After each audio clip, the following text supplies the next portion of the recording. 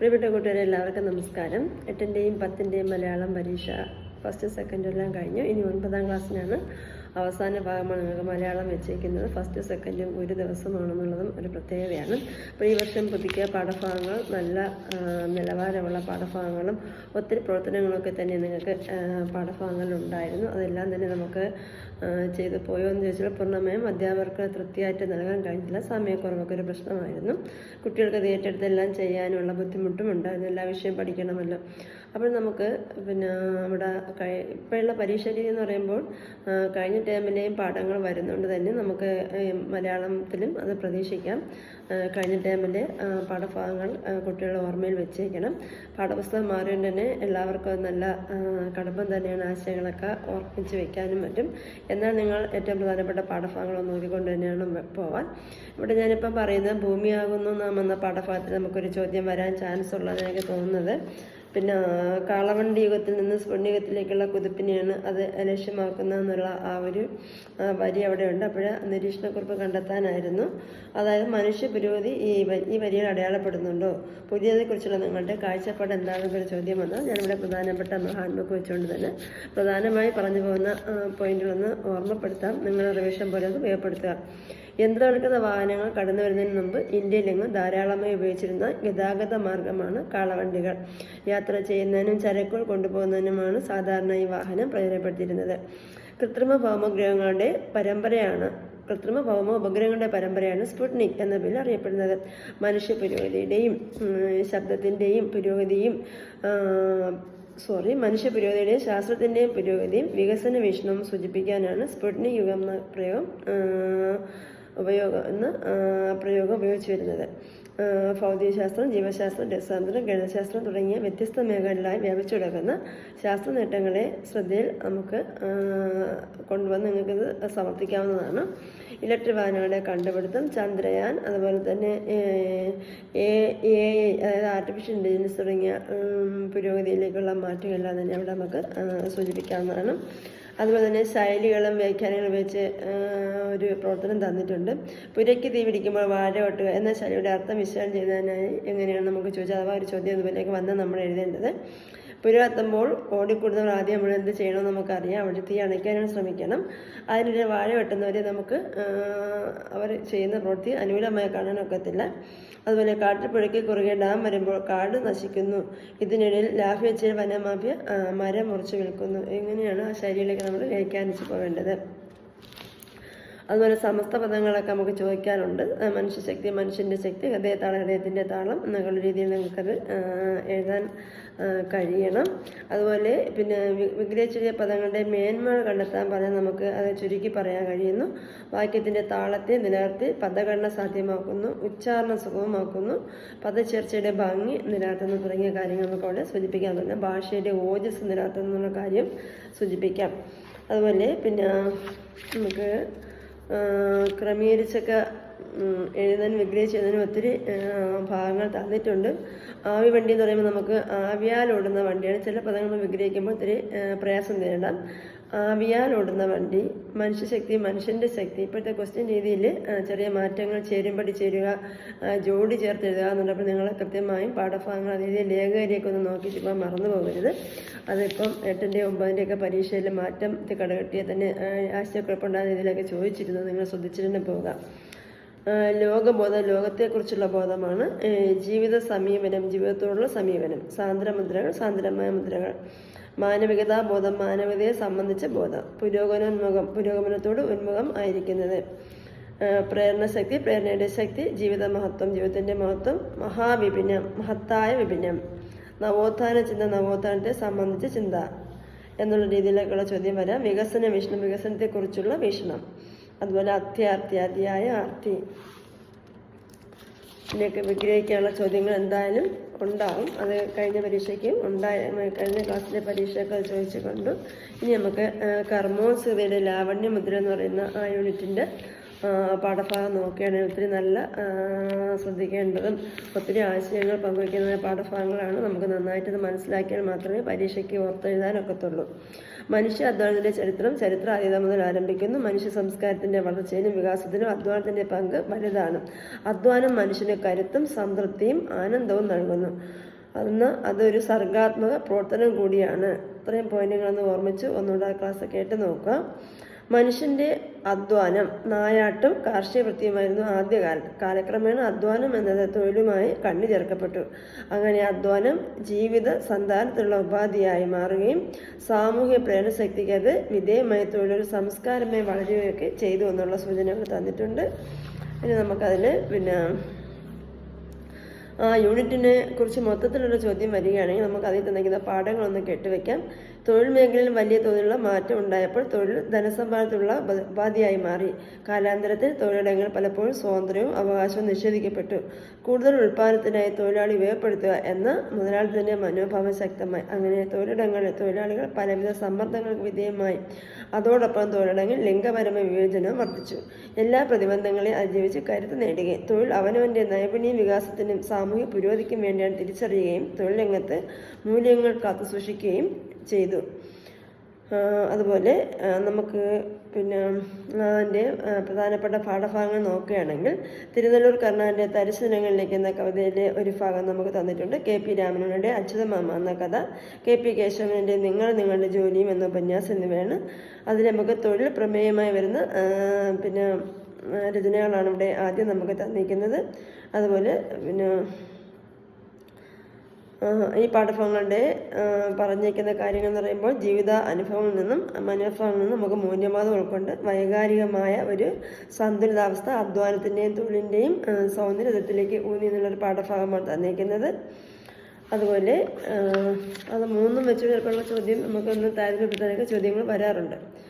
അതുപോലെ ഈ പാഠഭാഗങ്ങളിൽ കൈയുടെ ഒരു പ്രാധാന്യം വരുന്നൊരു ചിത്രം നമുക്കതിനൊരു ചിത്രം തന്നിട്ട് നിങ്ങളുടെ മനസ്സിലുള്ള ചിന്തകൾ എന്തെല്ലാം ചോദ്യം വരും. അതുമായി ബന്ധിപ്പിച്ച് എന്തെങ്കിലും ആശയം നമുക്ക് മനസ്സിലാവാതെ ഉണ്ടെങ്കിൽ ഓർമ്മിക്കുക. മനുഷ്യൻ്റെ കൈകളുടെ പ്രാധാന്യം അവിടെ വ്യക്തമാക്കുന്നു. അധ്വാനത്തിന് വൈവിധ്യமான തലങ്ങളുണ്ടെന്നൊരു സൂചന. ചൂണ്ടക്കൊളുത്ത് മുതൽ മൗസ് വരെ ഉപയോഗിക്കുന്ന മനുഷ്യൻ്റെ കൈകളുടെ മഹത്വം എല്ലാ സർഗാത്മക വ്യാപാരത്തെയും അധ്വാനമായി കാണാമെന്നൊരു സൂചന. അതുപോലെ അതിൻ്റെ ക്രോഡീകരണമായി നമുക്ക് പറയാൻ പറ്റുന്നത് മനുഷ്യൻ്റെ കൈകൾ സൃഷ്ടിച്ച നേട്ടങ്ങൾ, മനുഷ്യ അധ്വാനത്തിൻ്റെ ചരിത്രം, കാർഷിക വൃത്തി മുതൽ നവസാങ്കേതികതയുടെ ഘട്ടം വരെ മനുഷ്യൻ അധ്വാനത്തിലൂടെ നേടിയ പുരോഗതി, വൈവിധ്യமான തൊഴിൽ മേഖലകൾ, തൊഴിൽ രംഗത്തെ സർഗാത്മകത എല്ലാം തന്നെ നമുക്ക് ആ ചിത്രങ്ങളിലൂടെ ഒരു സൂചനയായിട്ട് പറയാവുന്നതാണ്. നിങ്ങൾ ഈ ക്ലാസ് ഒന്ന് കേട്ട് വെച്ചിട്ട് നിങ്ങളുടെ മനസ്സിലുള്ള പോയിൻ്റൊക്കെ ഒന്ന് എഴുതി സൂക്ഷിക്കുക. അതുപോലെ അവിടെ മനോഹരമായ ഒരു പാഠപദ്ധതി കടക്കുന്ന ഒരു ലിങ്കായിട്ട് പാലം പോലെ നമുക്ക് തന്നിരിക്കുന്ന വരികളാണ്. വിയർപ്പ് തുള്ളിയിൽ ഭൂഗോളം, കയ്യിൽ പിരളുന്ന ഉപ്പുപല്ലുകൾ. ഇവിടെ നമുക്ക് വിയർപ്പ് തുള്ളിയിൽ ഭൂഗോളം എന്നുകൊണ്ട് ഉദ്ദേശിക്കുന്നത് എന്താണെന്നും കയ്യിൽ പിരളുന്ന ഉപ്പുപല്ലുകൾ സൂചിപ്പിക്കുന്നത് എന്തായിരിക്കുന്ന ഒരു സൂചന നമുക്കിവിടെ തന്നിട്ടുണ്ട്. അത് വായിച്ചു തരാം. അധ്വാനത്തിൻ്റെ സാർവലൗകികതയെ ഓർമ്മിപ്പിക്കുകയാണ് വിയർപ്പ് തുള്ളിയിൽ ഭൂഗോളം എന്ന പ്രയോഗം. കയ്യിൽ പിരളുന്ന ഉപ്പുപല്ലുകൾ അധ്വാനത്തെ മഹത്വവൽക്കരിക്കുന്നു. അധ്വാനിക്കുന്നവർ വിയർക്കും. അധ്വാനമാണ് ലോകത്തെ മാറ്റിമറിക്കുന്നത്. സമൂഹ വളർച്ചയുടെ ചരിത്രം അധ്വാനത്തിൻ്റെ അധിഷ്ഠിതമാണ്. അധ്വാനത്തിൻ്റെ ചരിത്രത്തിൽ കാർഷിക വൃത്തിയാണ് പരമപ്രധാനം. വിയർപ്പിലലിഞ്ഞ ആ ചരിത്രമാണ് ജീവിതത്തിൻ്റെ വിളനിലമായി മാറേണ്ടത് എന്നുള്ള സൂചനയാണ് നമുക്ക് അവിടെ തരുന്നത്. ഇവിടെ നമുക്ക് തരിശീലങ്ങളിലേക്ക് എന്ന പാഠം നമ്മൾ നോക്കുകയാണെങ്കിൽ തൊഴിലാളി വർഗത്തിൻ്റെ ശക്തിയും സംഘബോധവും അധ്വാന മനോഭാവം വിളംബരം ചെയ്യുന്ന കവിതയാണ് തിരുനെല്ലൂർ കർണാന്റെ തരിശീലങ്ങളിലേക്ക്. ഒരു പോയിന്റ് നിങ്ങൾ ഓർമ്മിച്ചു നോക്കിയ തൊഴിലാളി വർഗത്തിൻ്റെ ശക്തിയും സംഘബോധവും അധ്വാന മനോഭാവം വിളംബരം ചെയ്യുന്ന കവിതയാണിത്. അതുപോലെ ഊഷരമായ ഭൂമിയെ, അതായത് അധ്വാനമില്ലാതെ കിടക്കുന്ന ആ ഭൂമിയെ ഫലസമൃദ്ധമാക്കാൻ അണിഞ്ഞെത്തുന്ന അധ്വാന വർഗത്തിൻ്റെ ഐക്യത്തിൻ്റെയും അർപ്പണബോധത്തിൻ്റെയും ആവിഷ്കരണമാണ് ഈ കവിത. ഈ പോയിന്റ് ഓർമ്മിക്കുക. എല്ലാ പ്രതിസന്ധികളോടും പൊരുതി മുന്നേറുന്ന തൊഴിലാളി വർഗത്തിൻ്റെ കരുത്തും ആത്മവിശ്വാസവും അധ്വാന മനോഭാവം തരിശുദിനങ്ങൾ സമ്പുഷ്ടമാക്കുന്നു. തൊഴിലാളിയുടെ അധ്വാന സ്വഭാവത്തെ ആവിഷ്കരിക്കുന്ന വർണ്ണന രീതിയുടെ സൗന്ദര്യത്തിൽ നമുക്ക് ഈ കവിതയിലെ ഓരോ വരിയിലും കാണാൻ കഴിയുന്നുണ്ട്. അതുപോലെ ഇവിടെ നമുക്ക് പ്രധാനപ്പെട്ട ആശയങ്ങൾ ഇവിടെ തന്നിരിക്കുന്നതെന്ന് പറയുമ്പോൾ അതൊന്ന് കേട്ട് വയ്ക്കുക നിങ്ങൾ. കരിമുകിൽ പോലെ വരുന്ന തൊഴിലാളിയുടെ സംഘബോധവും ശക്തി സൗന്ദര്യങ്ങളും നമുക്ക് കവിതയിൽ മനോഹരമായി അവതരിപ്പിച്ചിരിക്കുന്നു. തൊഴിലാളിയുടെ കണ്ണുകളിൽ വ്യവസ്ഥിതിയെ ചുട്ടരിക്കുന്ന തീഷ്ണത ഉണ്ടെങ്കിലും ഹൃദയം നിറയെ ആർദ്രതയുടെ തെളിനീരുകളുണ്ട്.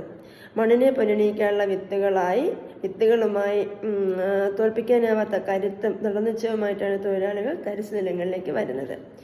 സമൃദ്ധിയെ സൃഷ്ടിക്കാനും നിലനിർത്താനും സാമൂഹിക ജീവനങ്ങളെ സംഹരിക്കാനുമുള്ള തൊഴിലാളികളുടെ ആത്മധൈര്യം. ഉടമകൾ കൃഷി ചെയ്യാതെ ഊഷരമാക്കിയ ഭൂമിയെ ബലിഷ്ഠകരങ്ങൾ ഉഴുതുമറിക്കാനുള്ള കരുത്തും ആവേശവും അവർക്കുണ്ട്. വ്യവസ്ഥിതിയോട് പൊരുതുകയും പ്രതിഷേധിക്കുകയും ഹൃദയാഭിലാഷങ്ങൾ പങ്കുവയ്ക്കുകയും ചെയ്യുന്ന വാക്കുകളുടെ അത്ഭുത ശക്തി.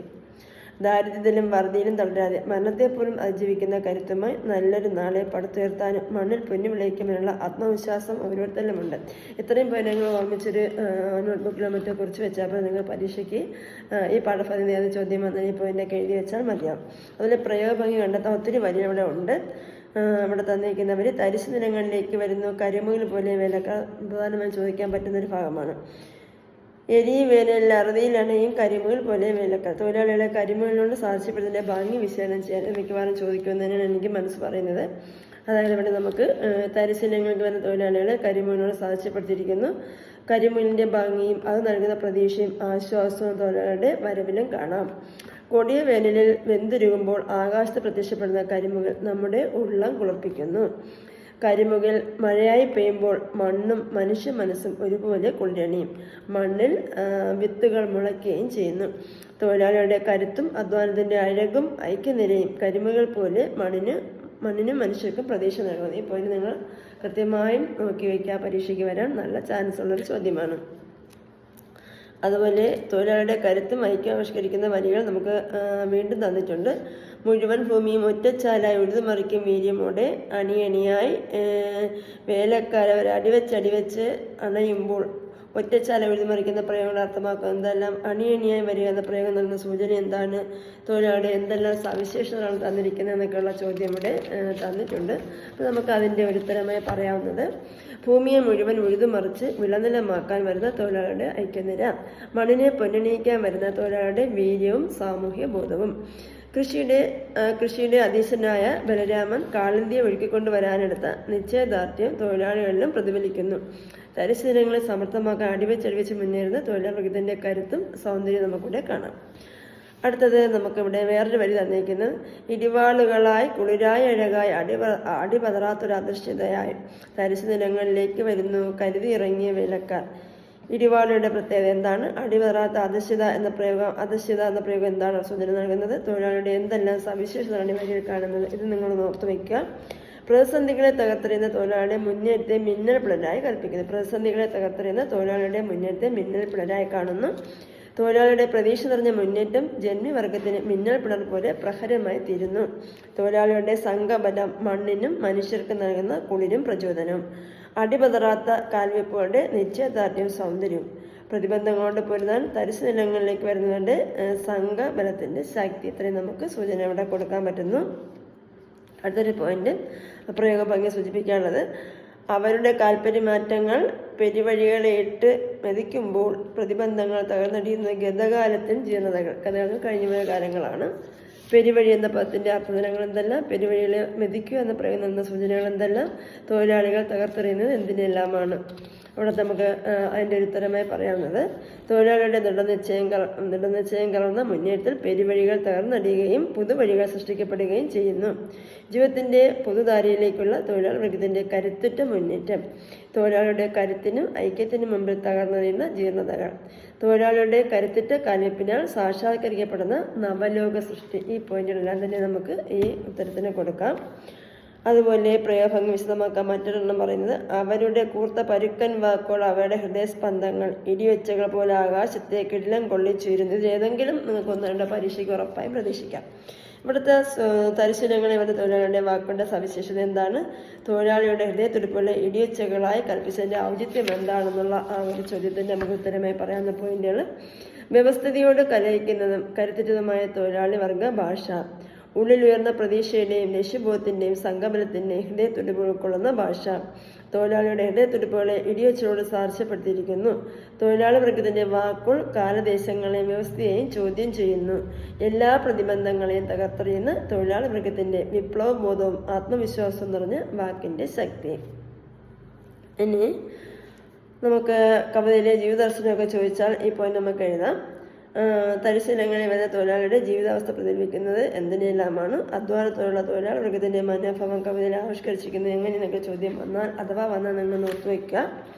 ദാരിദ്ര്യത്തോടും വറുതിയോടും പൊരുതി ജയിച്ചതിൻ്റെ കരുത്ത് തൊഴിലാളികൾ കാണാം. മരണം പുലുകുന്ന പട്ടിണിയിൽ കഴിയുമ്പോഴും മരണത്തെപ്പോലും തോൽപ്പിച്ച് കരുത്ത് തെളിയിച്ചവരാണവർ. ജീവിത ദുരിതം സമ്മാനിക്കുന്ന എല്ലാ ഇല്ലായ്മകൾക്കിടയിലും ആത്മവീര്യത്തിൻ്റെയും ഐക്യത്തിൻ്റെയും കരുത്തിൻ്റെയും ആയുധമെന്തുന്ന അവർക്ക് മണ്ണിനെ പരിഗണിക്കാൻ പ്രയാസമില്ല. കരിമീൻ പോലെ വരുന്ന തൊഴിലാളിയുടെ കണ്ണിൽ സർവ്വം കീഴടക്കാനുള്ള ആത്മവീര്യമുണ്ട്. പൊരുതാനും ജയിക്കാനുമുള്ള മനോഭാവത്തോടെ ഉറച്ച കാൽവെപ്പുമായിട്ടാണ് അവർ തരിശീലങ്ങളിലേക്ക് വരുന്നത്. നിലനിൽക്കുന്ന വ്യവസ്ഥയോട് കലഹിക്കാനും പൊരുതാനുമുള്ള ആത്മവീര്യം ഉൾക്കൊള്ളുന്ന വാക്കുകൾ അവരുടെ ആയുധങ്ങളാണ്. എല്ലാ പ്രതിസന്ധികൾക്കിടയിലും അവർ അധ്വാനത്തെ ആഹ്ലാദമായി തന്നെ കാണുന്ന സൂചന നമുക്ക് അവിടെ കൊടുക്കാം. ഇനി നമ്മുടെ വൈലോപ്പിള്ളിയുടെ പരിവർത്തനം എന്ന കവിതയിലെയും നമ്മുടെ ഈ തരിശുദിനങ്ങൾക്ക് എന്ന കവിതയിലെയും വരികൾ ചിലപ്പോൾ തന്നിട്ട് താരതമ്യം ചെയ്യാൻ ചോദിച്ചാൽ നമുക്ക് രണ്ട് കവിതകളിലുള്ള ആ ഒരു താരതമ്യമാണ് ഇവിടെ പറയുന്നത്. പാറ വെട്ടിയും പുഴയ്ക്ക് അണകെട്ടി കലപ്പയാൽ കൃഷിഭൂമി ഉഴുതുമറിച്ചിട്ടും കതർ കൊയ്തും യുഗപരിവർത്തനത്തിൽ അധ്വാനവർഗം പങ്കുചേരുന്നു. പരമ്പരാഗതമായ തൊഴിൽ രീതികളിലൂടെ മുന്നോട്ട് പോയ തൊഴിലാളികൾ യന്ത്രവൽക്കരണത്തിന് വിധേയമായി മാറുമ്പോൾ അതിനോട് പൊരുത്തപ്പെടുകയും അധ്വാനത്തിൻ്റെ മഹത്വത്തിൽ അഭിമാനിതരായി യുഗപരിവർത്തനത്തിൽ പങ്കാളിയാവുകയും ചെയ്യുന്നു. കാലോചിതമായ സമൂഹത്തിലുണ്ടാകുന്ന പരിവർത്തനങ്ങളെ മുൻനിർത്തി ഉൾക്കൊള്ളുന്ന തൊഴിലാളിയുടെ മനോഭാവം നമുക്ക് കാണാം. അതുപോലെ നമുക്ക് തരിശിലങ്ങളിക്കുന്ന കവിത എടുക്കുമ്പോൾ കൊടിയ കരിങ്കൽ കുത്തുകൾ ഞങ്ങളുടെ അടിയേറ്റാകെ തകരുമ്പോൾ കൊടിയ കരിങ്കൽ കുന്നുകൾ ഞങ്ങളുടെ അടിയേറ്റാകെ തകരുമ്പോൾ ഉഴുതുമറിക്കാൻ എന്തേ പാടി പുതുമണ്ണിൽ കുതുകാദ്രതകൾ എന്ന തരിശിലങ്ങൾ എന്ന കവിതയിലെ വരികൾ ചോദിച്ചാൽ അതിൻ്റെ നമുക്ക് സാധ്യത പറയുമ്പോൾ മറ്റു കവിതയുമായി സാമ്യപ്പെടുത്തുമ്പോൾ എല്ലാ കാഠിന്യങ്ങളും തൊഴിലാളിയുടെ കരുത്തിന് മുമ്പ് തകർന്നടിയുന്നു. കരിമ്പാറക്കൂട്ടങ്ങൾ തച്ചുടയ്ക്കുന്ന തൊഴിലാളി വർഗത്തിന് തരിശേന ഉഴുതുമറിച്ച് കൃഷിഭൂമിയാക്കാൻ ഒരു പ്രയാസവുമില്ല. പ്രതിബന്ധം കൊണ്ട് പൊരുന്ന തൊഴിലാളികൾക്ക് മണ്ണിൽ പണിയെടുത്ത് സമൃദ്ധി വിളയിക്കുന്ന ആർദ്രമായ അനുഭൂതിയാകുന്നു. പരിവർത്തനത്തിന് പങ്കാളിയാകുന്നതിന് അവർ അഭിമാനം കൊള്ളുന്നു. രണ്ട് കവിതയിലും അധ്വാനത്തെ, അതായത് രണ്ട് സന്ദർഭങ്ങളിലും തെളിയുന്ന തൊഴിലാളിയുടെ മനോഭാവം ഒന്ന് തന്നെയാണ്. അധ്വാനത്തെ ആനന്ദമായി കാണുകയും സാമൂഹ്യ പുരോഗതിയിൽ പങ്കാളിയാവുകയും ചെയ്യാൻ അവർ ആഗ്രഹിക്കുന്നു. തൊഴിലാളി വർഗത്തിൻ്റെ ഐക്യത്തിനും കരുത്തിനും മുമ്പിൽ എല്ലാ പ്രതിബന്ധങ്ങളും ഇല്ലാതാവുന്നു. യുഗപരിവർത്തനത്തിലും സമൃദ്ധിയുടെ മുന്നേറ്റത്തിലും ഒരുപോലെ ആനന്ദിക്കുകയും അഭിമാനം കൊള്ളുകയും ചെയ്യുന്നു. അപ്പോൾ ഈ താരതമ്യക്കുറിപ്പ് ചെയ്യുമ്പോൾ നമ്മൾ ഈ ഒരു പോയിന്റ് ഓർത്തു വയ്ക്കാം. അപ്പോൾ ഇത്രയുമാണ് നമുക്കിതിൽ പ്രധാനമായും വരുന്നത്. ആസ്വാദനക്കുറിപ്പ് എളുപ്പം ചോദിക്കാം. ടീച്ചർ കഴിഞ്ഞൊരു ക്വസ്റ്റ്യൻ ഇട്ടപ്പോൾ മുമ്പേ പറഞ്ഞിരുന്നു. ആസ്വാദനക്കുറിപ്പ് നമുക്ക് തയ്യാറാക്കുമ്പോൾ എന്തെല്ലാം ചെയ്യണം? കവിതയുടെ പ്രമേയം കണ്ടെത്തി അവതരിപ്പിക്കണം, ആസ്വാദന അംശങ്ങൾ വിശകലനം ചെയ്യണം, സമാന ആശയമുള്ള രചനകളുമായി ബന്ധപ്പെടുത്തി വിശകലനം ചെയ്യണം. ഇവിടെ നമ്മളിപ്പം തരിശീലങ്ങളിലേക്ക് എന്ന കവിത പഠിക്കുമ്പോൾ വൈലോപ്പിള്ളിയുടെ യുഗപരിവർത്തനത്തിലേക്ക് എന്ന കവിതയുടെ ആശയം ഇപ്പം നമ്മൾ പറഞ്ഞില്ല. അതുപോലെ നമ്മൾ താരതമ്യം ചെയ്യാവുന്ന കവിതയുണ്ടെങ്കിൽ അങ്ങനെ നമുക്ക് ചെയ്യാം. അതുപോലെ സമകാലിക പ്രസക്തിയും വ്യക്തമാക്കണം. നമ്മുടെ സമൂഹത്തിൽ വരുന്ന തൊഴിൽ ആഭിമുഖ്യങ്ങളും തൊഴിലുള്ള ആ ഒരു ആകർഷകത്വമൊക്കെ ഉണ്ടെങ്കിൽ അതൊക്കെ നമുക്ക് സൂചിപ്പിക്കാം. അതുപോലെ യന്ത്രവൽക്കൃത പുരോഗതി വന്ന മാറ്റങ്ങളും മറ്റുമൊക്കെ നമുക്ക് സൂചിപ്പിക്കാവുന്നതാണ്. ഇനി നമുക്ക് അച്യുതമാമ എന്ന പാഠഭാഗം എടുക്കുകയാണെങ്കിൽ കെ.പി. രാമനുയുടെ അച്യുതമാമ എന്ന കഥ പുതിയ കാലത്തെ തൊഴിൽ സംസ്കാരവും അതിനിടയിൽ നഷ്ടപ്പെട്ടു പോകുന്ന മാനവീയ മൂല്യങ്ങളും ആവിഷ്കരിക്കുന്നു. തൊഴിലിടങ്ങൾ മനുഷ്യൻ്റെ വൈകാര്യ തലങ്ങളെ സ്വാധീനിക്കുകയും നിയന്ത്രിക്കുകയും ചെയ്യുന്ന കാലത്താണ് നാം ജീവിക്കുന്നത്. അണുകുടുംബത്തിൽ ജീവിക്കുന്ന കഥാനായകനെ തൊഴിലിടങ്ങളിലെ തിരക്ക് സമ്മർദ്ദവും കാരണം കുടുംബ ബന്ധങ്ങളുടെ ഊഷ്മളത കാത്തുസൂക്ഷിക്കാൻ കഴിയാതെ പോകുന്നു.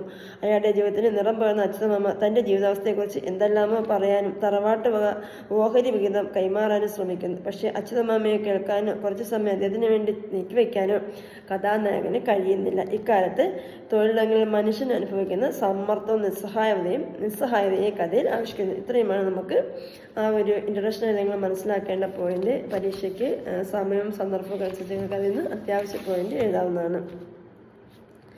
ഇവിടെ നമുക്ക് അച്യുതമാമ എന്ന കഥയിലെ പ്രമേയം എന്തെന്നുള്ള ചോദ്യം വരാം. കഥാനായകൻ അനുഭവിക്കുന്ന മാനസിക സംഘർഷം കാരണം എന്ത്?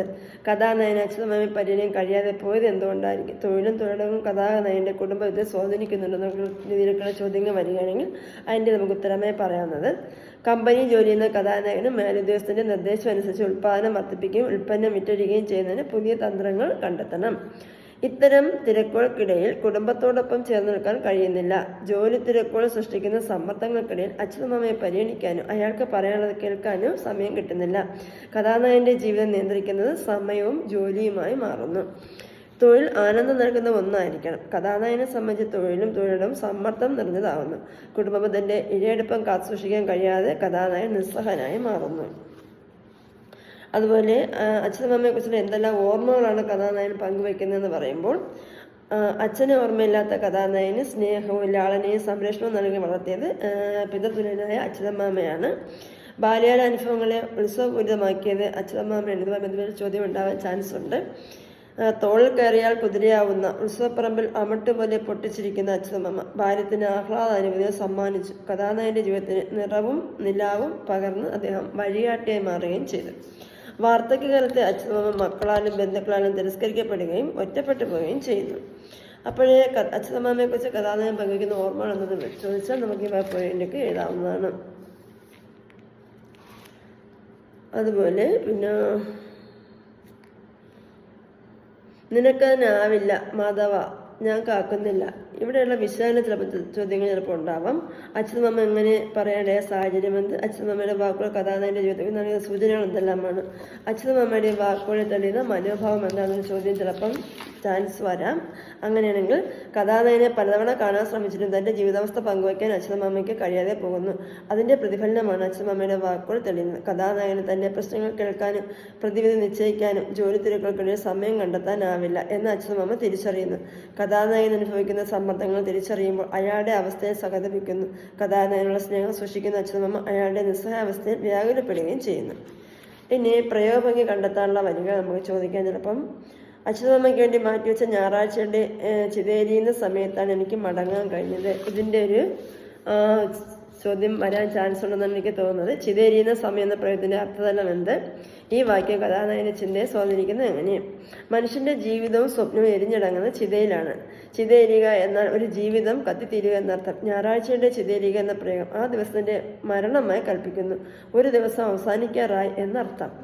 അച്യുതമാമയ്ക്ക് വേണ്ടി നീക്കിവെച്ച ദിവസം അയാൾക്ക് വേണ്ടി ചെലവഴിക്കാൻ കഴിയാതെ മറ്റെന്തിനെല്ലാമോ വേണ്ടി ചെലവഴിച്ച കഥാനായകന്റെ കുറ്റബോധം, എന്തിനൊക്കെയോ ഓടിത്തളർന്ന് നഷ്ടപ്പെട്ടു പോയ ദിനാന്ത്യത്തെക്കുറിച്ചുള്ള നിരാശ. ഈ വരിയിൽ നമ്മളത് ഓർത്തു വയ്ക്കുക. ഇനി ഇതുപോലെ പ്രയോഗങ്ങൾ നമുക്ക് കഥയിൽ ഒത്തിരി ഭാഗത്ത് വരുന്നുണ്ട്. ഫയലുകൾക്കിടയിലെ വാലൻപുഴ പോലെ അതിൻ്റെ മനോമൂലയിൽ ചത്തുമലച്ചു എന്ന് പറയുമ്പോൾ നമുക്ക് അതെന്താണ്, അവിടെ പ്രയാസമുള്ള ആശയക്കുഴപ്പം സൃഷ്ടിക്കുന്ന വരികളാണ് ഈ പാഠഭാഗത്ത് തന്നേക്കുന്നത്. അതുകൊണ്ട് നമ്മൾ കേട്ട് മനസ്സിലാക്കുക. പാഠഭാഗം നന്നായി മനസ്സിലാക്കിയ കുട്ടികൾക്ക് ഇതുപോലെയിരിക്കും തോന്നുന്നു. പുസ്തകത്തലകൾക്കിടയിൽ അകപ്പെട്ട് ചത്തുമലക്കിച്ച് കിടക്കുന്ന പുഴു അവിടെ തന്നെ അരിഞ്ഞു തീരുന്നു. അച്യുതമാമയെക്കുറിച്ചുള്ള ഓർമ്മകൾ അദ്ദേഹം പറയാൻ ആഗ്രഹിച്ചത് മറന്നുപോയ കഥാനായകന്റെ മനോദുഃഖമാണിത്. അതുപോലെ പിന്നെ വൈദ്യുതാഘാതമേറ്റ പോലെ ഞെട്ടിത്തെറിച്ച അച്യുതമാമ എന്ന് പറയുന്നതിൻ്റെ ആ സൂചന നമുക്ക് കൊടുക്കാൻ പറ്റുന്നത് അപ്രതീക്ഷിതമായ അനുഭവം സൃഷ്ടിക്കുന്ന ഞെട്ടൽ. വൈദ്യുതാഘാതം ഏൽക്കുമ്പോൾ അനുഭവിക്കുന്ന അവസ്ഥ കഥാനായകന്റെ പ്രവൃത്തി അച്യുതമാമനുണ്ടാക്കിയ മാനസികാവസ്ഥയുടെ തീവ്രതയാണ് ഇവിടെ വ്യക്തമാക്കുന്നത്. അത് പിന്നീട് അങ്ങോട്ട് വരണ്ടു പറ്റിക്കിടക്കുന്ന തമസിന്റെ തോടുകൾ മാത്രം. ജലസമൃദ്ധമായ തോടിൻ്റെ ഒഴുക്ക് പോലെ ഓർമ്മകൾ ഉണ്ടാവേണ്ടതാണ് എന്ന വറ്റിവരണ്ട തോടാണ് ഇവിടെ. അതിൽ ജലത്തിന് പകരം ഇരുട്ടാണ്. ഓർമ്മകൾ ഇരുണ്ട് ഇല്ലാതാവുന്ന മാനസികാവസ്ഥ സൂചിപ്പിക്കുന്ന പ്രയോഗമാണ് ഇവിടെ പറയുന്നത്. അദ്ദേഹത്തിൻ്റെ തിമിരം മൂടിയ കണ്ണുകൾ ആർദ്രമായൊരു ചന്ദ്രകല നനഞ്ഞു കുതിർന്നു. അതിൻ്റെ വിശകലനം, അച്യുതമാമയുടെ കണ്ണുകളിൽ തെളിയുന്ന വിഷാദം തിമിരത്തിൻ്റെ പാട് ചന്ദ്രകല പോലെ തെളിയുന്ന കണ്ണുകളെ സൂചിപ്പിക്കുന്നു. ആ കണ്ണുകൾ ആർദ്രമായി കണ്ണീർ നിറയുന്ന അവസ്ഥ. ഇതൊക്കെ കടുത്ത പോയിന്റുകളായതുകൊണ്ട് ഞാൻ നിങ്ങൾക്ക് ഹെൽപ്പ് ആവട്ടെ വിചാരിച്ചിട്ട് ഇത് വായിച്ചു തരാമെന്ന് വിചാരിച്ചത്. അതുപോലെ ഇനി നമുക്ക് വേറെ തൊഴിൽ മേഖലയുടെ പ്രത്യേകതയും അതുപോലുള്ള സംഘർഷവും, അതായത് കഥാനായകന്റെ ജോലി തിരക്കുകൾ വ്യക്തമാക്കുന്ന സന്ദർഭങ്ങൾ എന്തെല്ലാം ഉണ്ട്. അപ്പോൾ നമുക്ക് ഇവിടെ 9 മണിക്ക് തുടങ്ങുന്ന കോൺഫറൻസിനുള്ള ഡാറ്റ ഓഫീസിലെത്തും മുമ്പ് ഞാൻ വിഴുങ്ങേണ്ടതുണ്ട്. അതിൻ്റെ സൂചന തൊഴിൽ മേഖലയുടെ പ്രത്യേകതയും അതുമൂലമുള്ള സംഘർഷവും. നിലനിൽപ്പിന് വേണ്ടി നെട്ടോട്ടമാണതിൻ്റെ അസ്വസ്ഥത. ബാല്യത്തിന് ഉത്സവമേറ്റിയ മനുഷ്യൻ ചായ കുടിച്ചു തീരും മുമ്പ് കമ്പനി വണ്ടിയുടെ ഫോണിൽ കുരുങ്ങി എനിക്ക് ഓഫീസിലേക്ക് പോകേണ്ടിയും വന്നു. അതുപോലെ ഭാര്യയ്ക്കോ കൊച്ചുമോനോ ദിവസത്തിൻ്റെ അധിപനായി എനിക്ക് വേണ്ടി തന്നെയോ കണ്ടെത്താൻ സാധിക്കാത്ത സമയം. കുടുംബബന്ധം കൊണ്ട് നീതി പുലർത്താനാവാത്തതിൻ്റെ കുറ്റബോധം, തൊഴിലിനു വേണ്ടി ജീവിതം പണയപ്പെടുത്തുന്നതിൻ്റെ നിരാശ എല്ലാം തന്നെ നമുക്ക് അവിടെ കാണാം. അടുത്തത്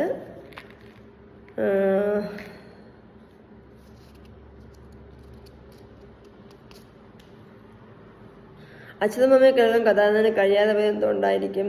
സമയനിഷ്ഠയോടെ സഞ്ചരിക്കുന്ന കഥാനായകന് ജോലിയുള്ള സമ്മർദ്ദത്താൽ അച്യുതമാമയുടെ ഹൃദയഭാരം തിരിച്ചറിയാൻ കഴിയുന്നില്ല. അച്യുതമാമയുടെ കഥാനായകൻ മമതയും പരിഗണനയും കാണിക്കുന്നുണ്ടോ? അച്യുതമാമയെക്കുറിച്ചുള്ള ഓർമ്മകൾ കഥാനായകൻ കാത്തുസൂക്ഷിക്കുന്നുണ്ട്, പക്ഷേ അദ്ദേഹത്തെ പരിഗണിക്കാൻ കഴിയുന്നില്ല. അതുപോലെ മുഖപ്രസംഗം തയ്യാറാക്കാനുള്ള ചോദ്യം വരാം. എൻ്റെ ജീവിതം എത്രമാത്രം എൻ്റെ കയ്യിലില്ല എന്ന സത്യം ഗാഢമായി നൊന്തറിഞ്ഞ നിമിഷമായിരുന്നു അത്. പ്രവൃത്തി ദിവസങ്ങളിലെ 24 കവിയുന്ന മണിക്കൂറുകളെല്ലാം ഞായറാഴ്ചത്തേക്കാണ് ഞാൻ നീക്കിവെക്കാറുള്ളത്. ഈ വാക്യങ്ങൾ വിശദമായി നൽകുന്നു. കഥാനായകൻ്റെ ജീവിതത്തെക്കുറിച്ച് കഥാസംബന്ധം നൽകുന്ന സൂചനകളൊക്കെ ചോദിച്ചുകൊണ്ട് ചിലപ്പോൾ നമുക്ക് ഇതൊരു എഡിറ്റോറിയലോ മുഖപ്രസംഗമോ തയ്യാറാക്കാനുള്ള ചോദ്യം വരാം. കഥാനായകന്റെ ജീവിതത്തെ നിയന്ത്രിക്കുന്നത് തൊഴിലും തൊഴിലുടമയും മാറിയിരിക്കുന്നു. ഓരോ ദിവസത്തെയും 24 മണിക്കൂർ തികയാത്തതിന് അധികം വരുന്ന ജോലി ഞായറാഴ്ചത്തേക്ക് മാറ്റുകയാണ് ചെയ്യുന്നത്. വിശ്രമരഹിതമായ ജീവിതമാണ് കഥാനായകൻ്റെത്. മറ്റുള്ളവരുടെ താല്പര്യത്തിന് വേണ്ടി വഴങ്ങി ജീവിതം ക്രമപ്പെടുത്തേണ്ടി വരുന്ന നിസ്സഹായത, തൻ്റെ ജീവിതത്തിന് മേൽ തനിക്കുള്ള നിയന്ത്രണങ്ങൾ നഷ്ടപ്പെട്ടെന്ന് തിരിച്ചറിയുന്നതാണ്. അങ്ങനെ നമുക്കിവിടെ കഥാനായകന് ചേരുന്ന സ്വഭാവമാറ്റമൊക്കെ പറയാവുന്നതാണ്. മുഖപ്രസംഗം തയ്യാറാക്കുമ്പോൾ നമുക്ക് ഇവിടെ ചോദ്യം തന്നിട്ടുണ്ട്. മാനസിക ഉല്ലാസം പകരുന്നവയാകണം തൊഴിലിടങ്ങൾ എന്ന വിഷയത്തിൽ മുഖപ്രസംഗം തയ്യാറാക്കാനാണ് ചോദ്യം ഇവിടെ തന്നിരിക്കുന്നത്. മാനസിക ഉല്ലാസം പകരുന്നവയാകണം തൊഴിലിടങ്ങൾ എന്ന വിഷയത്തിൽ മുഖപ്രസംഗം തയ്യാറാക്കാനാണ് ചോദിച്ചിരിക്കുന്നത്. അപ്പോൾ നമുക്ക് ഇവിടെ കഥാനായകൻ തൊഴിലിടങ്ങൾ അനുഭവിക്കുന്ന തിരക്കിൻ്റെയും സമ്മർദ്ദത്തിൻ്റെയും സൂചന വെച്ചുകൊണ്ടാണ് നമുക്ക് ഈ ഒരു ചോദ്യം ഇങ്ങനെ വരുന്നത്. മുഖപ്രസംഗം തയ്യാറാക്കുമ്പോൾ എന്തെല്ലാം ശ്രദ്ധിക്കണം ടീച്ചറെ കഴിഞ്ഞൊരു വീഡിയോ പറഞ്ഞിരുന്നതെന്നാണ് ഒന്നുകൂടെ പറയാം. വിഷയവുമായി ബന്ധപ്പെട്ടതും ഹ്രസ്വവും ആകർഷണമായി തലക്കെട്ട് കൊടുക്കണം. വിഷയ സൂചന ഉള്ളടക്കം അല്ലെങ്കിൽ ആമുഖ സൂചന കൊടുക്കണം. വിഷയത്തെ നമ്മൾ വിശകലനം ചെയ്യണം. പരിഹാര മാർഗ്ഗങ്ങൾ നിർദ്ദേശങ്ങൾ നമ്മൾ തന്നെ നൽകണം. പ്രതീക്ഷയുടെ സമാപനം കുറിക്കുകയാണ്. ഇവിടെ നമുക്ക് തലക്കെട്ട് വേണം, അതുപോലെ സംബോധനയൊന്നും ആവശ്യമില്ല, നന്ദി ഉപസംഹാരവും ആവശ്യമില്ല. അതുപോലെ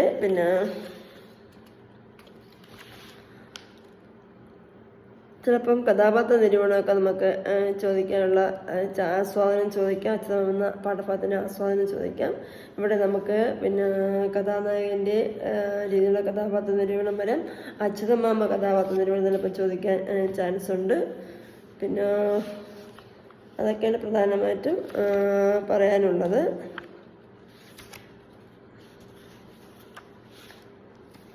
കഥാപാത്ര സവിശേഷതകൾ, കഥാനായകൻ്റെ സ്വഭാവ സവിശേഷതകൾ വ്യക്തമാക്കുന്ന ഭാഗം നമുക്ക് ഗ്രൂപ്പിലേക്കങ്ങൾ ചർച്ച ചെയ്ത് കാണും. അപ്പോൾ നമുക്കിവിടെ തന്നേക്കുന്ന ഓർമ്മയില്ലാത്ത എനിക്ക് ബാല്യത്തിൻ്റെ സംരക്ഷണ പ്രതീകം അച്യുതമാമയായിരുന്നു.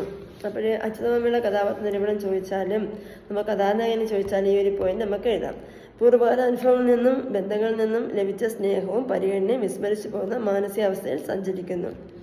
ജീവിതം നിയന്ത്രിക്കുന്ന തൊഴിലും തൊഴിലുമായി തിരുന്നതിൻ്റെ സംഘർഷത്തിൽ ജീവിക്കുന്നവൻ. ഞങ്ങളുടെ കമ്പനി ഉൽപ്പാദിപ്പിക്കുന്ന രാസവസ്തുവിൻ്റെ പ്രൊഡക്ഷൻ കൂട്ടുന്ന കാര്യമാണ് കാറിൽ കയറിയോളം ചിന്തിച്ചത്. തൊഴിലും തൊഴിലും സൃഷ്ടിക്കുന്ന മാനസിക സംഘർഷം. അതുപോലെ കുറച്ചേറെ നോട്ടുകൾ പേഴ്സിൽ നിന്ന് വലിച്ചെടുത്ത് ഞാൻ മുന്നോട്ട് നീങ്ങി. അച്യുതമാമയുടെ സന്ദർശനത്തിൻ്റെ കച്ചവടം തീർക്കാൻ ഒരു ബ്രോക്കറുടെയും ചൗര്യത്തോടെ ഇടപെട്ടു. മറ്റുള്ളവരെ മനസ്സിലാക്കാൻ കഴിയാതെ പോകുന്ന മാനസികാവസ്ഥ. പണത്തിൻ്റെ ആവശ്യമാണ് എല്ലാവരെയും അലട്ടുന്നതെന്ന ബോധം. ഏത് പ്രശ്നത്തിനും പരിഹാരം പണമാണെന്ന ചിന്തയാണ് നമുക്കിവിടെ കാണാൻ കഴിയുന്നത്. അപ്പോൾ കഥാപാത്ര നിരൂപണം തയ്യാറാകുമ്പോൾ ശ്രദ്ധിക്കേണ്ട കാര്യങ്ങൾ എന്തൊക്കെയെന്ന് വെച്ചാൽ, കഥാപാത്രത്തിന് കഥയുള്ള സ്ഥാനം കണ്ടെത്തണം. കഥാപാത്രത്തിൻ്റെ വാക്കുകളും പ്രവൃത്തിയും വിശകലനം ചെയ്യണം. കഥാപാത്രത്തിന് മറ്റുള്ളവരോടുള്ള മനോഭാവം വ്യക്തമാക്കണം. കഥാപാത്രത്തിൻ്റെ സാമൂഹിക കാഴ്ചപ്പാട് വ്യക്തമാക്കണം. കഥാപാത്രത്തിൻ്റെ നിലപാടുകൾ നമ്മൾ വിലയിരുത്തണം. ഇത്രയും കാര്യങ്ങൾ പ്രധാനമായും സൂചിപ്പിക്കുക. ഇനി നിങ്ങളുടെ ജോലിയും എന്ന പാഠഭാഗം നോക്കുകയാണെങ്കിൽ, തൊഴിൽ അവനവൻ്റെയും സമൂഹത്തിൻ്റെയും പുരോഗതിക്ക് വേണ്ടിയാവണം എന്ന സന്ദേശമാണ് നിങ്ങളുടെ ജോലി എന്ന ഉപന്യാസത്തിലുള്ളത്. അപ്പോൾ തൊഴിൽ അവനവൻ്റെയും സമൂഹത്തിൻ്റെയും പുരോഗതിക്ക് വേണ്ടിയാവണം എന്ന സന്ദേശമാണ് നിങ്ങളുടെ ജോലി എന്ന ഉപന്യാസത്തിലുള്ളത്. ജോലിയെ സംബന്ധിച്ച കാഴ്ചപ്പാടുകളും നിലപാടുകളും പ്രധാനമാണ്. ഉപജീവനത്തിന് പണം ആവശ്യവുമുണ്ട്. അത് നേടാൻ ജോലി ചെയ്യേണ്ടതുണ്ട്. ഈ കാഴ്ചപ്പാടിൽ നമുക്ക് മുന്നോട്ട് പോവേണ്ട ആവശ്യം തന്നെയാണ് ഈ സമൂഹത്തിലും നമ്മൾ മുന്നേ ഉള്ള സമൂഹത്തിലൊക്കെ നമ്മൾ ഈ കാഴ്ചപ്പാടെല്ലാം കാണേണ്ടത്. ജോലിയെ സംബന്ധിച്ച കാഴ്ചപ്പാടും നിലപാടും അപ്രകാരം പരിമിതപ്പെട്ടുകൂടാ. ഓരോരുത്തരുടെയും വ്യക്തിത്വത്തിൻ്റെ മുദ്ര ആ വ്യക്തി ചെയ്യുന്ന ജോലിയിൽ പതിഞ്ഞു കിടക്കുന്നത് കാണാം. ചെയ്യുന്ന ജോലിയുള്ള സമീപനത്തിലെ വ്യത്യാസം ജോലിയുടെ ഫലത്തെ സ്വാധീനിക്കുന്നു. ജോലി ചെയ്യാൻ ലഭിക്കുന്ന സമയം ഫലപ്രദമായി വിനിയോഗിക്കാൻ കഴിയണം. ജോലിയുടെ കാര്യക്ഷമതയെ സ്വാധീനിക്കുന്ന കാര്യമാണ്. അങ്ങനെ ചെയ്യുന്ന ജോലിയിലൂടെ നേടുന്ന ഉപജീവനത്തിന് ഒരു അർത്ഥമുണ്ട്. ഇപ്രകാരം അർത്ഥപൂർണമായി നിർവഹിക്കുന്ന ജോലി സമൂഹത്തിൽ മറ്റുള്ളവർക്ക് പ്രയോജനപ്പെടുകയും ചെയ്യണം. തനിക്കും സമൂഹത്തിനും ഒരുപോലെ സംതൃപ്തിയും പ്രയോജനവും ഉണ്ടാകുന്ന വിധം തൊഴിൽ സംസ്കാരം രൂപപ്പെടുവാൻ നമ്മൾ ശ്രമിക്കണം. സമൂഹത്തിൻ്റെ പുരോഗതിക്കും ക്ഷേമത്തിനും അത് അത്യാവശ്യമാണ്. തൊഴിലേർപ്പെടുമ്പോൾ ഓരോ വ്യക്തിക്കും തൻ്റെ ശേഷികൾ പ്രകടിപ്പിക്കാൻ അവസരം ലഭിക്കുകയാണ് പ്രധാനം. അതേസമയം ശേഷികളുടെ വികാസത്തിനും അത് അവസരമൊരുക്കി ഇപ്രകാരം തന്നെയും തന്നോട് ബന്ധപ്പെടുന്നവരെയും സമൂഹത്തിൻ്റെ ആകെ തന്നെയും ക്ഷേമവും പുരോഗതിയും ഉറപ്പാക്കുന്ന ഒന്നാണ് ജോലി എന്ന തിരിച്ചറിവാണ് നമുക്ക് ഈ പാഠഭാഗത്തിലൂടെ ശ്രദ്ധിക്കേണ്ടത്. ഏത് ജീവിതചക്രത്തിലേറുന്ന വേഗം എത്തുവാൻ ഓടിക്കിതയ്ക്കുന്നു എന്ന വരി തന്നിരുന്ന ജീവിതചക്ര എന്ന പ്രയോഗം നൽകുന്ന സൂചന എന്താണ്? ലക്ഷ്യം നേടാനുള്ള യാത്രകളെ പലരും തിരിച്ചറിയാതെ പോകുന്നുണ്ടോ എന്നൊരു ചോദ്യം വന്നാൽ ജീവിതത്തിൻ്റെ ചലനാത്മകതയാണ് ജീവിതചക്രം സൂചിപ്പിക്കുന്നത്. ജീവിതം ആനന്ദപൂർണ്ണമാകും നമ്മുടെ കർമ്മങ്ങളാലാണ്. യാന്ത്രികമായി ജീവിക്കാതെ അധ്വാനത്തിൻ്റെ മഹത്വത്തിലേക്കും അതുവഴി സാമൂഹിക പുരോഗതിയിലേക്കും സ്വയം കുതിക്കാനാണ് ശ്രമിക്കേണ്ടത്. നമ്മുടെ ശേഷികളും കർമ്മങ്ങളും സാമർത്ഥ്യം നിറഞ്ഞ ലോകത്തിന് വേണ്ടിയുള്ള പ്രയത്നങ്ങളായിട്ട് മാറണം. ഈ പോയിന്റൊക്കെ നിങ്ങൾ കേട്ട് വെച്ചിരുന്നാൽ നിങ്ങൾക്ക് വലിയ ഉപകാരപ്പെടുമെന്നാണ് ടീച്ചറിൻ്റെ പ്രതീക്ഷ. അതുപോലെ നമുക്ക് പിന്നെ ആ പാഠഭാഗത്തിലൂടെ നമുക്ക് എന്താണ് പങ്കുവയ്ക്കുന്നത് നമുക്കൊന്ന് കേട്ടുവെക്കാം. അധ്വാനിക്കുന്നത് പണം സമ്പാദിക്കുന്നതിന് വേണ്ടി മാത്രമല്ല, ജോലി വ്യക്തി വികസനത്തിനും നൈപുണ്യ വികസനത്തിനും ഉതകുന്നതായിരിക്കണം. തൊഴിൽ ചെയ്യുന്നവർക്ക് എല്ലാ തരത്തിലും സംതൃപ്തി ലഭിക്കണം. തൊഴിൽ രംഗത്ത് വ്യക്തിഗതമായ കഴിവുകൾ പ്രകടിപ്പിക്കുന്നതിന് അവസരമുണ്ടാവണം. തൊഴിൽ വ്യക്തിയുടെയും സമൂഹത്തിൻ്റെയും പുരോഗതിക്ക് വേണ്ടിയാവണം. ജീവിതസുഖം കൈവരിക്കുന്നതിന് തൊഴിൽ ചെയ്യണം. ഏത് ജോലിയും പ്രധാനമാണ്. എല്ലാ ജോലിയിലും നമുക്ക് ഉള്ള പരമാവധി കഴിവ് ഉപയോഗപ്പെടുത്തണം. ഏത് ജോലിയിലും സർഗാത്മകമായ അംശമുണ്ട്. അപ്പോൾ ഇവിടെ പ്രതികരണക്കുറിപ്പ് തയ്യാറാക്കാനുള്ള ഒരു ചോദ്യം തന്നിട്ടുണ്ട്. സച്ചിദാനന്ദൻ്റെ വരികളാണ്. അപ്പോഴത് ഉപജീവനത്തിന് പണമില്ലാതെ കഴിയില്ല. എന്നാൽ പണത്തിന് വേണ്ടി മാത്രമേ ജോലി ചെയ്യുന്ന വിചാരം നമുക്ക് ശരിയല്ല. നാം ജീവിക്കുന്ന സമുദായത്തിന് ഒരു പ്രകാരത്തിൽ മറ്റൊരു പ്രകാരത്തിൽ അഭിവൃദ്ധി ഉണ്ടാകുന്ന പ്രവൃത്തിയിൽ ഏർപ്പെടുന്നത് നമുക്ക് അനുഗ്രഹമായി മാറും. ഇവിടെ കലപ്പയ്ക്കിളക്കാൻ ഒരു അങ്കുലം മണ്ണില്ലാത്തവൻ, ക്രൂരയന്ത്രങ്ങളുടെ മുൾക്കുരിശിൽ കുരുങ്ങിയവൻ, രാത്രിയുടെ ഖനികളിൽ ഹൃദയം തുപ്പി വീണവർ, അവർ വെളിച്ചത്തിലേക്കും സിംഹാസനത്തിലേക്കും വീണ്ടെടുക്കപ്പെടും. സച്ചിദാനന്ദൻ്റെ വരികളാണ്. ഇത്രയും കടുത്ത വരികൾ നിങ്ങൾക്ക് ചോദിക്കാൻ ചാൻസ് ഇല്ല.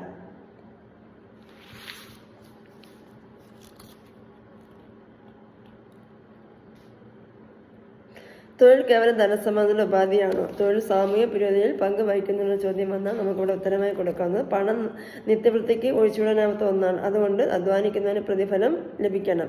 പക്ഷേ പണം ലഭിച്ചാൽ മാത്രമേ ജോലി ചെയ്യുന്ന മനോഭാവം പാടില്ല. അധ്വാനം ആനന്ദത്തിന് സാമൂഹിക പുരോഗതിക്കും കൂടി ആവണം. സാമൂഹിക പുരോഗതിയിൽ തനിക്കൂടി പങ്കുകൊള്ളുന്ന തിരിച്ചറിവാണ് ഓരോരുത്തർക്കും ഉണ്ടാകേണ്ടത്. അതൊന്ന് മനസ്സിലാക്കി വയ്ക്കുക. നമ്മൾ പ്രതികരണക്കുറിപ്പൊക്കെ ചോദിച്ചാൽ എങ്ങനെയാണ് അതിനെ വിലയിരുത്തേണ്ടതെന്നാണ്. നിരീക്ഷണങ്ങളിലെ ആശയം നമ്മൾ കണ്ടെത്തിയിട്ടുണ്ടോ എന്ന് നോക്കാറുണ്ട്. യുക്തിപൂർവ്വം വിശകലനം ചെയ്തിട്ടുണ്ടോ പരിശോധിക്കാറുണ്ട്. സ്വന്തം നിരീക്ഷണങ്ങൾ യുക്തിപൂർവ്വം അവതരിപ്പിച്ചിട്ടുണ്ടോ എന്ന് നോക്കാറുണ്ട്. ആശയവ്യക്തതയുടെ സംഗ്രഹിച്ച് അവതരിപ്പിച്ചിട്ടുണ്ടോ എന്ന് നോക്കാറുണ്ട്. ഏതിനും ഇതുമായി ബന്ധപ്പെട്ട പ്രതികരണക്കുറിപ്പുകൾ പ്രതീക്ഷിക്കാം. അതുപോലെ പഴഞ്ചൊൽ വ്യാഖ്യാനിക്കാൻ ചിലപ്പോൾ ചോദിക്കാം. വിയർത്തവൻ്റെ വിശപ്പിന് സുഖമുണ്ട് എന്ന പഴഞ്ചൊല്ല് നമുക്ക് എന്താണ് തരുന്നത് എന്നുള്ളതാണ്. ചിലപ്പോൾ നിങ്ങൾക്ക് അങ്ങനെയുള്ള ഒരു ചോദ്യം ഉണ്ടാവാം. അധ്വാനിക്കാൻ അർഹനില്ലാത്തവൻ ആഹാരത്തിന് അർഹനല്ല എന്ന് പറയുന്നതൊക്കെ നമുക്ക് ചോദ്യം വന്നാൽ പ്രയത്നത്തിൻ്റെ ഫലം ആസ്വദിക്കാൻ സുഖമുണ്ട്. അതിൽ മധുരം കൂടും. അധ്വാനിക്കാതെ കിട്ടുന്നത് യഥാർത്ഥ നേട്ടമല്ല. അധ്വാനം സമൃദ്ധി നൽകുന്നു. മറ്റുള്ളവരുടെ അധ്വാനത്തിൻ്റെ പങ്ക് പറ്റുകയല്ല. സ്വയം അധ്വാനിച്ച് ജീവിക്കാണ് വേണ്ടത്. അവനവൻ്റെ അന്നത്തിനുള്ള വക അധ്വാനിച്ചതിന് നമ്മൾ കണ്ടെത്തണം എന്നുള്ള സൂചനയാണ് അവിടെ പറയുന്നത്. ഇനി നമുക്ക്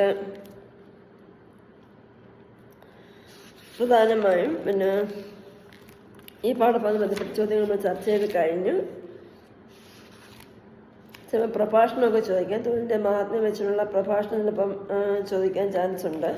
അതായത് തൊഴിൽ വ്യക്തിവികാസത്തിന് മാത്രമാണോ? തൊഴിലിടങ്ങളിൽ പാലിക്കേണ്ട സാമാന്യ മര്യാദകൾ എന്തല്ല? തൊഴിൽ എങ്ങനെ സാമൂഹിക പുരോഗതിക്ക് ഉപയോഗപ്പെടുത്താം? തുടങ്ങിയ ചോദ്യങ്ങളൊന്നും നമുക്കിപ്പം പ്രഭാഷണമൊക്കെ ചോദിക്കാൻ ചാൻസ് ഉണ്ട്.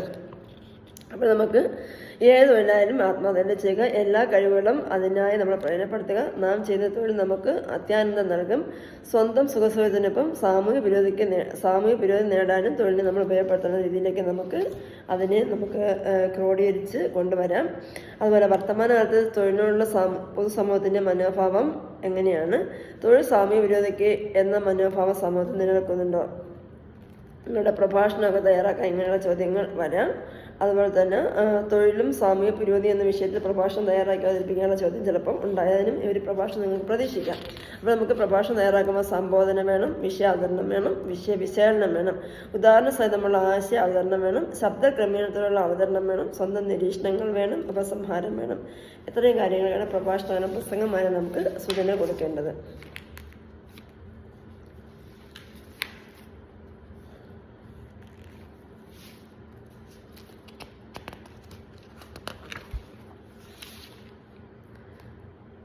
ലഘുലേഖം തയ്യാറാക്കാൻ സാധാരണ നിങ്ങൾക്ക് ചോദിക്കാറില്ല. ലഘുലേഖ എന്താണ് നിങ്ങൾ മനസ്സിലാക്കി വയ്ക്കുക. ലഘുലേഖ എന്നത് ഒരു ഒറ്റ വിഷയത്തെ കേന്ദ്രീകരിച്ചുള്ള പലപ്പോഴും വിജ്ഞാന സ്വഭാവമുള്ള ചെറിയ ബുക്ക്ലെറ്റാണ്. വലിപ്പത്തിലും ലേഔട്ടിലും ബ്രോഷറും ലഘുലേഖയും ഒന്നാണ് നമുക്ക് തോന്നും. പക്ഷേ അത് രണ്ടും നമുക്ക് പറയുന്നത് ഒന്ന് തന്നെ. ലഘുലേഖ തയ്യാറാക്കാൻ തൊഴിലാളികളും തൊഴിൽ മേഖലയും ബന്ധപ്പെട്ട് നിങ്ങൾ കണ്ടെത്തിയ കാര്യങ്ങളൊക്കെ വേണമെങ്കിൽ എഴുതി വയ്ക്കാൻ പറയാം. പക്ഷെ നിങ്ങൾ പരീക്ഷയ്ക്ക് അത് ചോദിക്കാൻ വരില്ല. അടുത്ത നമുക്ക് പാഠഭാഗം എന്ന് പറയുമ്പോൾ എല്ലാ പാഠഭാഗവും പ്രവർത്തനങ്ങളും ഒത്തിരി തന്നിട്ടുണ്ട്. അപ്പം നമുക്കത് എല്ലാം ചർച്ച ചെയ്ത് പോയപ്പോൾ നമുക്ക് സമയക്കുറവുണ്ടല്ലേ, പരീക്ഷയായിപ്പോയി. ഉജ്ജ്വല ഹൃദയ സ്പന്ദങ്ങൾ എന്ന പാഠഭാഗമാണ്. അതുകൊണ്ട് തന്നെ ചരിത്രത്തിൽ നിന്ന് പാഠം ഉൾക്കൊണ്ടാണ് ഓരോ ജനസമൂഹം അവരുടെ സാംസ്കാരിക ജീവിതത്തെ മുന്നോട്ട് കൊണ്ടുപോയത്. വർത്തമാനകാല ജീവിതത്തിന് ചരിത്രവുമായി ബന്ധമുണ്ട്. അതുകൊണ്ട് തന്നെ ചരിത്ര വസ്തു ഉൾക്കൊണ്ട് മാത്രമേ ഏതൊരു സമൂഹത്തിന് വർത്തമാനകാല സാമൂഹിക ജീവിതം രൂപപ്പെടുത്താൻ സാധിക്കുകയുള്ളൂ എന്നുള്ളതാണ് അവിടുത്തെ മെയിനായിട്ടുള്ള ആമുഖമായിട്ട് നമുക്ക് പറയാൻ കഴിയുന്നത്.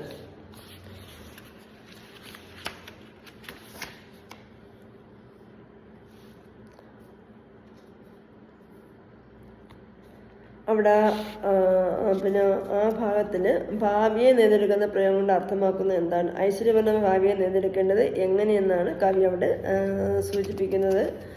വള്ളത്തോൾ നാരായണന്റെ സാഹിത്യവഞ്ചിയുടെ 7-ാം ഭാഗത്തിലെ കാദ്യവസനങ്ങൾ കൈക്കൊള്ളുക നിയമരി എന്ന കവിതയിലെ വരികളും ഒരു ചിത്രവുമാണ് പ്രവേശനം എന്നാണ് ഇരിക്കുന്നത്.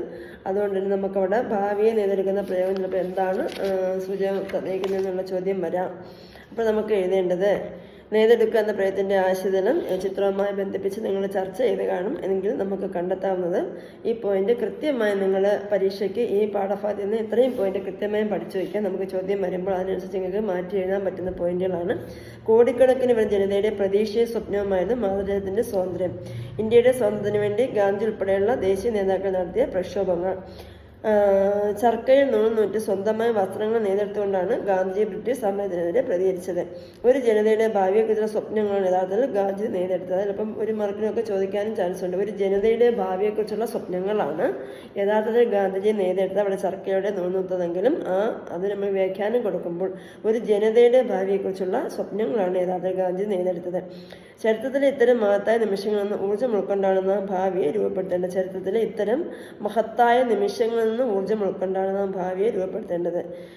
ദിനാന്തത്തിലെ സൂര്യരശ്മിയിൽ നിന്നാണ് പ്രതീക്ഷയുടെ പ്രഭാതങ്ങൾ പിറന്നു വീഴുന്നത്. ദിനാന്തത്തിലെ സൂര്യരശ്മിയിൽ നിന്നാണ് പ്രതീക്ഷയുടെ പ്രഭാതങ്ങൾ പിറന്നു വീഴുന്നത്. അപ്പോൾ ഇത്രയും ഒരു ചോദ്യം എന്തായാലും ഈ ഭാഗത്ത് നിന്ന് ഉറപ്പായും ഉണ്ടാകും. നിങ്ങൾ നന്നായിട്ട് മനസ്സിലാക്കി വെക്കുക. സ്വാതന്ത്ര്യം എന്ന തിളക്കമുള്ള പ്രതീക്ഷയാണ്, വിസ്തൃതമായ ആകാശമാണ്. ഈ വാക്യം കൊണ്ട് എന്തൊക്കെയാണ് സൂചിപ്പിക്കുന്നത് മനസ്സിലാക്കി വെക്കുക. നമുക്ക് അടിമത്തത്തിൽ കഴിയേണ്ടി വരുന്ന ജനതയ്ക്ക് സ്വാതന്ത്ര്യം എന്ന നിരവധി പ്രതീക്ഷയുടെ സഞ്ചയമാണ്. അതിരുകളില്ലാത്ത ആകാശം പോലെ അവരുടെ ജീവിതം വിസ്തൃതമാക്കപ്പെടുന്നു. വ്യക്തി ജീവിതത്തിലും സാമൂഹ്യ ജീവിതത്തിലും ശോഭനമായ ഭാവി സ്വപ്നം കാണാൻ പ്രേരിപ്പിക്കുന്നത് കൂടിയാണ് സ്വാതന്ത്ര്യം. വ്യക്തി ജീവിതത്തിലും സാമൂഹ്യ ജീവിതത്തിലും ശോഭനമായ ഭാവി സ്വപ്നം കാണാൻ പ്രേരിപ്പിക്കുന്നത് കൂടിയാണ് സ്വാതന്ത്ര്യം എന്നുള്ള ഭാഗം. നിങ്ങൾ ഈ പാഠം ഇത്രയും പോയിന്റ് കൃത്യമായി തന്നെ മനസ്സിലാക്കി വെച്ചാൽ ആ ഭാഗം വെച്ച് നമുക്ക് ഉത്തരങ്ങൾ എഴുതാൻ പറ്റുന്നതാണ്. അതുപോലെ സ്വാതന്ത്ര്യം തന്നെ ജീവിതം എന്ന പാഠഭാഗം ഖദീജ മുംതാസിന്റെ നീട്ടിയെഴുത്തുകൾ എന്ന നോവലിന്റെ ഭാഗമാണ് പാഠസന്ദർഭം. ഇന്ത്യ ചരിത്രവും കേരളത്തിന്റെ നവോത്ഥാന ചരിത്രവും ചേർത്ത് വെച്ചുകൊണ്ട് 3 തലമുറകളിലെ സ്ത്രീകളുടെ ജീവിതമാണ് നോവലിൽ ആവിഷ്കരിക്കുന്നത്. ഡോക്ടറാവാൻ തീവ്രമായി ആഗ്രഹിച്ച ആയുഷുവിന്റെ മകൾ മെഹറിന്റെ ഇനി ബന്ധമില്ലാത്ത മകൾ ദിയ എന്നിവരാണ് നോവലിന്റെ പ്രധാന കഥാപാത്രങ്ങൾ. അതോടൊപ്പം കേരളത്തിൽ ദേശീയ പ്രസ്ഥാനം നേതൃത്വം നൽകുകയും മുസ്ലിം സമുദായത്തിലെ നവോത്ഥാന പ്രവർത്തനങ്ങൾക്ക് ശക്തി വരികയും ചെയ്ത മുഹമ്മദ് അബ്ദുൾ റഹ്മാൻ സാഹിബ് സെയ്ദ് മുഹമ്മദ് തുടങ്ങിയവരെ നോവൽ കടന്നു വരുന്നുണ്ട്. നമുക്ക് പിന്നെ ഭാഗങ്ങളൊക്കെ ഇപ്പം നമുക്ക് പറയേണ്ട കാര്യമില്ല. എന്നാൽ നിങ്ങളൊന്ന് അറിഞ്ഞു വയ്ക്കുക. അതിൻ്റെ പിന്നെ ഐഷു മെഹറിനും ദിയയും ഏകാന്തమైన സാങ്കല്പ്യതയിൽ വെച്ച് സംഗമിക്കുന്നിടത്ത് നിന്നാണ് നോവൽ ആരംഭിക്കുന്നത്. തുടർന്ന് ഐഷുവിൻ്റെ കുട്ടിക്കാലത്തെ അനുഭവങ്ങളിലൂടെ കഥ മുന്നോട്ട് പോകുന്നു. വല്യമ്മാമ എന്ന് വിളിക്കുന്ന സയ്യിദ് മുഹമ്മദ് അബ്ദുറഹ്മാൻ സാഹിബുമല നടത്തുന്ന രാഷ്ട്രീയവും സാമുദായികവുമായ പരിഷ്കരണ പ്രവർത്തനങ്ങൾ കുട്ടിയായ ഐഷുവിൽ സ്വാതന്ത്ര്യത്തിൻ്റെ പുതിയ ചിന്തകൾ ഉണർത്തുന്നു. സ്വാതന്ത്ര്യത്തിൻ്റെ പുലരിലെ ഐഷുവിൻ്റെ വിദ്യാലയ അനുഭവ പാഠഭാഗമാണ് സ്വാതന്ത്ര്യത്തിൻ്റെ ജീവിതം. നമ്മൾ ഇത്ര ഓർമ്മിച്ച് വയ്ക്കുക. സ്വാതന്ത്ര്യത്തിൻ്റെ പുലരിലെ ഐഷുവിൻ്റെ വിദ്യാലയ അനുഭവ ഭാഗമാണ് സ്വാതന്ത്ര്യത്തിൻ്റെ ജീവിതമെന്ന് പാഠഭാഗത്തെ പ്രധാന പ്രവർത്തനങ്ങൾ നമുക്ക് പറയാൻ പറ്റുന്നത് സ്വാതന്ത്ര്യത്തെക്കുറിച്ചുള്ള ഐശ്വര്യ പ്രതീക്ഷ എന്തെല്ലാമാണ് എന്നൊക്കെയുള്ള ചോദ്യം വരാം. അപ്പോൾ നമുക്ക് ബ്രിട്ടീഷ് ഭരണാധികാരികളും സൈന്യവുമില്ലാതെ നമ്മളെ തന്നെ ഭരിക്കുന്ന കാലം, അന്യായമായ നികുതി ഇല്ലാതാവുന്ന കാലം, ജാതിമത വിവേചനങ്ങളില്ലാതെ എല്ലാ കുട്ടികൾക്കും വിദ്യാലയത്തിൽ പോകാൻ സാധിക്കുന്നത്, അതുപോലെ സമത്വസുന്ദരമായി എല്ലാ ജനവിഭാഗങ്ങളും ഒന്നാണെന്നൊരു ചിന്തയോടെ മുന്നോട്ട് പോകാൻ കഴിയുന്നതൊക്കെയാണ് ആ ഒരു സമത്വ ഭാവനയെല്ലാം തന്നെ നമുക്കവിടെ സൂചിപ്പിക്കാം. പ്രയോഗഭംഗി കണ്ടെത്താൻ ഈ ചോദ്യം ഉറപ്പായി ഉണ്ടാകുന്നതിന് മനസ്സ് പറയുന്നത്. അവളുടെ മനസ്സ് മുഴുവൻ ഒരു പീലി വിരിച്ച മയിലായി. അപ്പോൾ പൂക്കൾ ഉതിർത്തുകൊണ്ട് ദേശീയ പതാക ആദ്യമായി സ്കൂൾ അങ്കണത്തിലെ കുടിമരത്തിലേക്ക് ചിറകുടഞ്ഞു കയറി. മനസ്സ് മുഴുവനും പീലി വിരിച്ച മയിലായി എന്ന പ്രയത്നത്തിന്റെ അർത്ഥസാധ്യത എന്തൊക്കെയാണെന്നുള്ള ചോദ്യം വരാം. ഇത് നിങ്ങൾ ഉറപ്പായി നോക്കുക. മയിലിന്റെ സന്തോഷപ്രകടനം. സ്വാതന്ത്ര്യ ലബ്ധിയെ സന്തോഷിക്കുന്ന ഐഷുവിന്റെ മനസ്സ്. സ്വാതന്ത്ര്യ ഇന്ത്യയെക്കുറിച്ച് അവളുടെ സ്വപ്നങ്ങൾ. മയിലിന്റെ സന്തോഷപ്രകടനം. സ്വാതന്ത്ര്യ ലബ്ധിയിൽ സന്തോഷിക്കുന്ന ഐഷുവിന്റെ മനസ്സ്. സ്വാതന്ത്ര്യ ഇന്ത്യയെക്കുറിച്ചുള്ള അവളുടെ സ്വപ്നങ്ങൾ എല്ലാം തന്നെ നമുക്ക് അവിടെ സൂചിപ്പിക്കാവുന്നതാണ്. അതുപോലെ ചിറക് കുടഞ്ഞു കയറുന്ന പ്രയത്തിൻ്റെ ദൃശ്യഭംഗി പിന്നെ നിങ്ങൾ മനസ്സിലാക്കുക. ചിറക് കുടഞ്ഞ് പറക്കുന്ന പക്ഷിയുടെ ദൃശ്യം. ചുരുൾ നിവർന്ന് പറക്കുന്ന ദേശീയ പതാക. ആകാശത്തിലേക്ക് ചിറക് കുടഞ്ഞ് പറക്കുന്ന പക്ഷിയും കൊടിമരത്തിലേക്ക് ചുരുൾ നിവർന്ന് കയറുന്ന ദേശീയ പതാകയും സ്വാതന്ത്ര്യത്തിന് വിശാലമായ അനുഭവത്തെ സൂചിപ്പിക്കുന്നു. സന്ദർഭങ്ങളിലേക്ക് എത്തിയ ഭാഷയുടെ സൗന്ദര്യം, ആലങ്കാരിക ഭാഷാപ്രയോഗം സൃഷ്ടിക്കുന്ന സവിശേഷമായ ആശയാനുഭൂതി എല്ലാം തന്നെ നമുക്കവിടെ പറയാൻ കഴിയുന്നു. ഈ വാക്യപ്രയോഗ കൃത്യമായി ഈ ഭാഗം നോക്കിയിരിക്കുക. പിന്നെ അടുത്തതെന്ന് പറയുക പ്രഭാഷണം തയ്യാറാക്കാനുള്ള ചോദ്യങ്ങൾ എളുപ്പം ഉണ്ടാവാം. സ്വാതന്ത്ര്യവുമായി ബന്ധിപ്പിച്ചൊക്കെ അത് മനസ്സിലാക്കിയിരിക്കുക.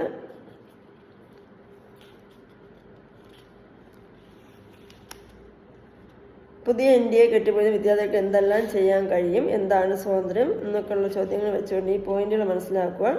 സ്വാതന്ത്ര്യ സമര സേനാനികൾക്ക് സ്വാതന്ത്ര്യ ഇന്ത്യയെക്കുറിച്ച് നിരവധി പ്രതീക്ഷ ഉണ്ടായിരുന്നു. ദാരിദ്ര്യവും പരാധീനവും ഇല്ലാത്ത ഒരു മാതൃരാജ്യമായ സ്വപ്നം കൊണ്ട് രാഷ്ട്രീയ സ്വാതന്ത്ര്യമൊപ്പം തന്നെ സാമൂഹിക സാമ്പത്തികമായ സ്വാതന്ത്ര്യമാണ് അവർ ലക്ഷ്യം വെച്ചത്. അടിമത്തവും വിവേചനമില്ലാത്ത ഇന്ത്യക്ക് വേണ്ടിയാണ് അവർ പോരാടിയത്. വിവിധ മേഖലകളിൽ മുന്നേറാൻ സ്വാതന്ത്ര്യ ഇന്ത്യക്ക് സാധിച്ചിട്ടുണ്ട്. ചിലയിടങ്ങളിലെങ്കിലും നിലനിൽക്കുന്ന സാമൂഹിക വിവേചനം ഇല്ലാതാക്കാൻ ഇനിയും പരിശ്രമിക്കാൻ തുടരേണ്ടിയിരിക്കുന്നു. ഭരണഘടന മുന്നോട്ട് വയ്ക്കുന്ന ജനാധിപത്യ മൂല്യങ്ങൾ ഉയർത്തിപ്പിടിക്കാൻ പുതുതലമുറയ്ക്ക് സാധിക്കേണ്ടതാണ്. ഇത്രയും കാര്യങ്ങൾ ഒരു സ്വാതന്ത്ര്യ പാഠവും സ്വാതന്ത്ര്യ ചിന്ത വരുന്ന പാഠഭാഗം ഉള്ളതുകൊണ്ട് തന്നെ നിങ്ങൾ മനസ്സിലാക്കിയിരിക്കുക. അതുപോലെ പ്രഭാഷണമൊക്കെ ചോദിച്ചാൽ ഈ മാതിരി പോയിന്റ് ഇവിടെ എഴുതി നിങ്ങൾ കൊച്ചൊരു നോട്ട് തയ്യാറാക്കി അത് പഠിക്കാനായിട്ട് ശ്രമിക്കുക.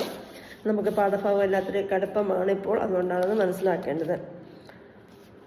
അതുപോലെ പിന്നെ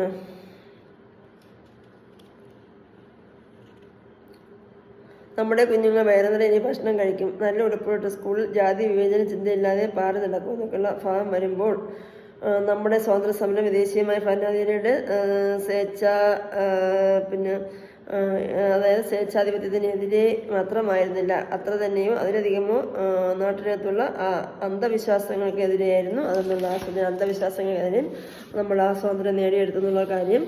അതുപോലെ പിന്നെ ദാരിദ്ര്യത്തിനെതിരെ, ജാതി വിഭജനങ്ങളെതിരെ, അന്ധവിശ്വാസത്തിനെതിരെ നമ്മൾ മുന്നേറി എന്നുള്ള പോയിന്റ്. വിദേശത്തിലെ ഭരണാധികാരിയുടെ സ്വേച്ഛാധിപത്യത്തിനെതിരെ നടന്ന സമരങ്ങൾ, കേരളത്തിൽ നിലനിന്ന അനാചാരങ്ങളും അന്ധവിശ്വാസത്തിനെതിരെ നടന്ന സമരം എല്ലാം തന്നെ നമുക്കിവിടെ സൂചിപ്പിക്കാൻ കഴിയും.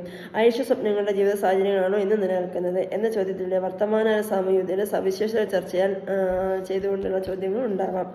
അങ്ങനെയാണ് നമുക്ക് അവിടെ പറയാൻ പറ്റുന്ന പോയിന്റ് എന്ന് പറയുന്നത്. ദാരിദ്ര്യവും ജാതിമത വിഭജനമില്ലാത്ത സ്വതന്ത്ര ഇന്ത്യ ഐഷ സ്വപ്നങ്ങൾ. ഐഷുവിൻ്റെ സ്വപ്നവുമായി ബന്ധിപ്പിച്ച് എന്തൊക്കെയായാലും ഒരു ചോദ്യം ഉണ്ടാവാം. സ്വാതന്ത്ര്യ സമരം ബ്രിട്ടീഷ് അധിനിവേശത്തിനെതിരെയുള്ള പോരാട്ടത്തോടൊപ്പം തന്നെ അക്കാലത്തെ സാമൂഹ്യത്തിലെ അനീതികൾക്കെതിരെയുള്ള സമരം കൂടിയായിരുന്നു. കേരളത്തിലെ സ്വാതന്ത്ര്യ സമരത്തോടൊപ്പം ചേർന്നുകൊണ്ടാണ് സാമൂഹ്യ നീതിക്ക് വേണ്ടിയുള്ള പോരാട്ടങ്ങൾ നടന്നത്. വൈക്കം സത്യാഗ്രഹം, ഗുരുവായൂർ സത്യാഗ്രഹം തുടങ്ങിയ ഉദാഹരണങ്ങളുണ്ട് നമുക്ക് കാണിക്കാം. അതുപോലെ അന്ധവിശ്വാസങ്ങൾക്കെതിരെയുള്ള സമരങ്ങൾ തുടരണമെന്നാണ് വർത്തമാനകാലത്തെ ചില സംഭവങ്ങൾ സൂചിപ്പിക്കുന്നത്. ഈ പോയിന്റ് കൃത്യമായി നിങ്ങൾ മനസ്സിലാക്കി വയ്ക്കുക. അതുപോലെ പിന്നെ ഇവിടെ അത് അത്രയും പ്രധാനമായിട്ട് നോക്കി വയ്ക്കുക.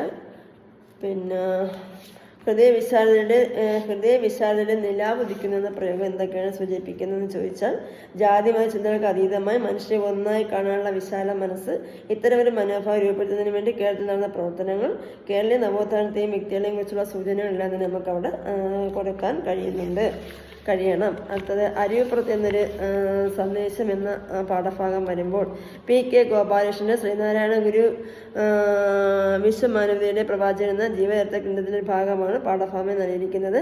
അധകൃത ജനവിഭാഗത്തിന് ക്ഷേത്രപ്രവേശനവും ആരാധനയും നിഷേധിക്കപ്പെട്ടിരുന്ന കാലത്ത് ശ്രീനാരായണ ഗുരു നടത്തിയ അരുവിപ്പുറം പ്രതിഷ്ഠ ഒരു സാമൂഹ്യ വിപ്ലവം തന്നെയായിരുന്നു. അരുവിപ്പുറത്ത് ശിവപ്രതിഷ്ഠ നടന്ന സ്ഥലത്ത് ഒരു ശ്രീകോവിലും ഗുരുവിന് താമസിയൊരു പർണശാലയും ഉണ്ടായിരുന്നു.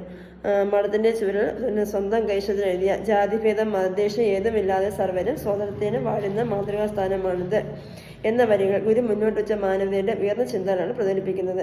ഗുരുവിന്റെ ഈ സന്ദേശത്തിന്റെ പ്രസക്തിയെക്കുറിച്ച് ഗുരുവും CV കുഞ്ഞിരാമൻ തമ്മിൽ നടത്തിയ സംഭാഷണം അതിന്റെ ഭാഗത്തെക്കുറിച്ചുള്ള ഗുരുദർശനം വ്യക്തമാക്കുന്നു എന്നൊക്കെയുള്ള സൂചനകൾ മനസ്സിലാക്കി വയ്ക്കുക. ഇവിടെ ശ്രീനാരായണ ബന്ധിപ്പിച്ച് ജാതിമതത്തെക്കുറിച്ചുള്ള ചോദ്യം കൃത്യമായി ഉണ്ടാവാൻ ചാൻസ് ഉണ്ട്.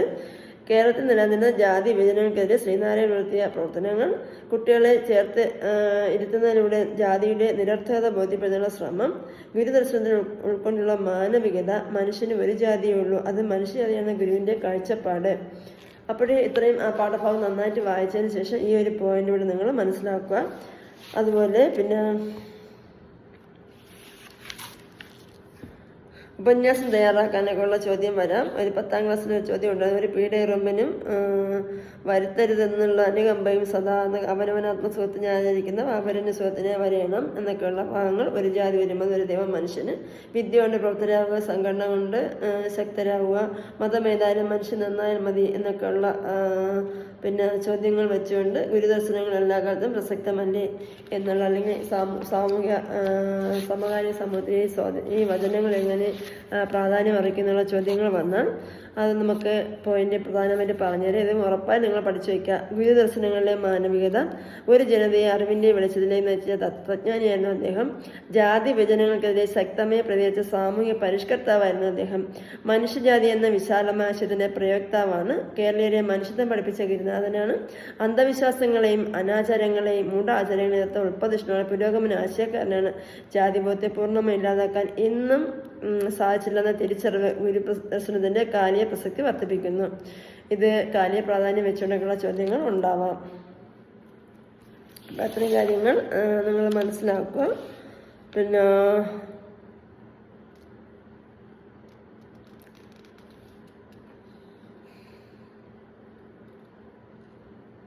അറിവിൻ്റെ അഗ്നി കരുത്തായി പ്രകാശിക്കും. വെളിച്ചം നിറച്ചുവെച്ച മനസ്സുകൾ ഒരുമയുടെ വഴിയൊരുക്കുന്നൊക്കെയുള്ള പോയിന്റൊക്കെ തന്നുകൊണ്ടുള്ള ചോദ്യങ്ങൾ വന്നാൽ, അന്ധവിശ്വാസങ്ങളുടെ അനാചാരങ്ങളുടെ ഇരുട്ടെന്ന് നവോത്ഥാനത്തിൻ്റെ വെളിച്ചത്തിലേക്ക് പ്രവേശിക്കാൻ കരുത്ത് നൽകിയത് അറിവാണ്. സമൂഹം വിജ്ഞാനം നേടിയപ്പോൾ വേർതിരിവുകൾ ഇല്ലാതാവുകയും ഒരുമയുടെ ഇടങ്ങൾ രൂപപ്പെടുകയും ചെയ്തു എന്നുള്ള ഭാഗം. പിന്നെ നമുക്ക് കാണുന്നുണ്ട് അനേകം വർഷങ്ങൾ എന്നുള്ള പാഠഭാഗം പരീക്ഷയ്ക്ക് വരാൻ സാധ്യതയില്ല. എന്നാൽ അതിലെ പ്രധാനമായ കാര്യങ്ങളൊന്ന് മനസ്സിലാക്കി വയ്ക്കുക. സാഹിത്യത്തിലും ജീവിതത്തിലും ദളിത് പ്രതിനിധാനത്തിൽ വരുന്ന മാറ്റങ്ങളെ അടയാളപ്പെടുത്തുന്ന കവിതയാണ് MR രേണുകുമാറിൻ്റെ കാണുന്നുണ്ട് അനേകം അക്ഷരങ്ങൾ. അടിസ്ഥാന വിഭാഗത്തിൻ്റെ വിദ്യാഭ്യാസപരമായ മുന്നേറ്റത്തെ സൂക്ഷ്മത അവതരിപ്പിക്കുന്ന എന്നതാണ് ഈ കവിതയെ സവിശേഷമാകുന്നത്. അതുപോലെ തലങ്ങും വിലങ്ങും ഈർക്കിലി വരകൾ കൊണ്ട് നിറഞ്ഞ വെടുപ്പായ മുറ്റം എന്ന ആദ്യ വരികൾ തന്നെ ഈ മാറ്റത്തിൻ്റെ സൂചന കാണാം. ജാതീയമായ ആ ഒരു വംശഭേദത്തിൻ്റെ വ്യത്യാസം കാണാം. വൃത്തിയും വെടുപ്പും അന്തസ്സുമുള്ള മുറ്റം എന്നത് അടിസ്ഥാന വിഭാഗത്തിൻ്റെ മാറിയ ജീവിതാവസ്ഥയുടെ അടയാളങ്ങളാണ്. മുറ്റത്തിൻ്റെ അതിൽ മണമൂറി പൊട്ടിച്ചു നിൽക്കുന്ന ഇലഞ്ഞിമരവും കുളിച്ചു വൃത്തിയായി ഇറയത്ത് വഴിക്കണ്ണുമായിരിക്കുന്ന കുഞ്ഞുങ്ങളും സമാനതകളില്ലാത്ത അടിമ ജീവിതം അടിച്ചേൽപ്പിക്കപ്പെട്ടവരുടെ ജീവിത സാഹചര്യങ്ങളുണ്ടായ പ്രസാദമായ പരിവർത്തനങ്ങളെയാണ് വ്യക്തമാക്കുന്നത്. ഇവിടെ നമുക്ക് ശ്രീനാരായണ ഗുരുവിനെ പോലുള്ള സാമൂഹിക പരിഷ്കർത്താക്കൾ നടത്തിയ നവോത്ഥാന പ്രവർത്തനങ്ങൾ മുമ്പത്തെ പാഠഭാഗം നമ്മൾ ചർച്ച ചെയ്യപ്പെട്ടിട്ടുണ്ട്. അപ്പോൾ നിങ്ങൾ മനസ്സിലാക്കിയ കാര്യങ്ങൾ, അല്ലെങ്കിൽ കേരളീയ സമൂഹത്തിൽ വന്ന മാറ്റങ്ങളെക്കുറിച്ച് മനസ്സിലാക്കിയ കാര്യങ്ങൾ എന്തൊക്കെയാണ് ചോദ്യം വന്നാൽ, ജാതി വിഭജനം ഇല്ലാതാക്കാൻ നടത്തിയ ശ്രമങ്ങൾ, സഞ്ചാര സ്വാതന്ത്ര്യത്തിന് വേണ്ടി നടത്തിയ സമരങ്ങളും അനന്തരഫലങ്ങളും, ക്ഷേത്രപ്രവേശനവുമായി ബന്ധപ്പെടുന്ന സമരങ്ങൾ, അടിസ്ഥാന ജനവിഭാഗത്തിൻ്റെ ജീവിത സാഹചര്യങ്ങളുണ്ടായ മാറ്റങ്ങളെല്ലാം തന്നെ നമുക്കിവിടെ കാണാൻ കഴിയും. അതുപോലെ അടിസ്ഥാന വിഭാഗത്തിൻ്റെ ജീവിതാവസ്ഥയുടെ മാറ്റങ്ങൾ, കുഞ്ഞുങ്ങളുടെ വിദ്യാഭ്യാസത്തിനും ആരോഗ്യത്തിനും കൈവന്ന പുരോഗതി, വീട്ടിലെയും കുടുംബത്തിലെയും മാറിയ ജീവിത സാഹചര്യങ്ങളെല്ലാം തന്നെ കുട്ടികൾക്ക് അവിടെ മനസ്സിലാക്കാൻ കഴിയേണ്ടതാണ്. അതുപോലെ നമ്മുടെ കോരൻ്റെയും ചിരിതയുടെയൊക്കെ ആ പാഠഭാഗമൊക്കെ വെച്ചുകൊണ്ടുള്ള ചോദ്യങ്ങൾ താരതമ്യത്തിൻ്റെ കിളപ്പം ചോദിക്കാൻ വരും. ഇവിടെ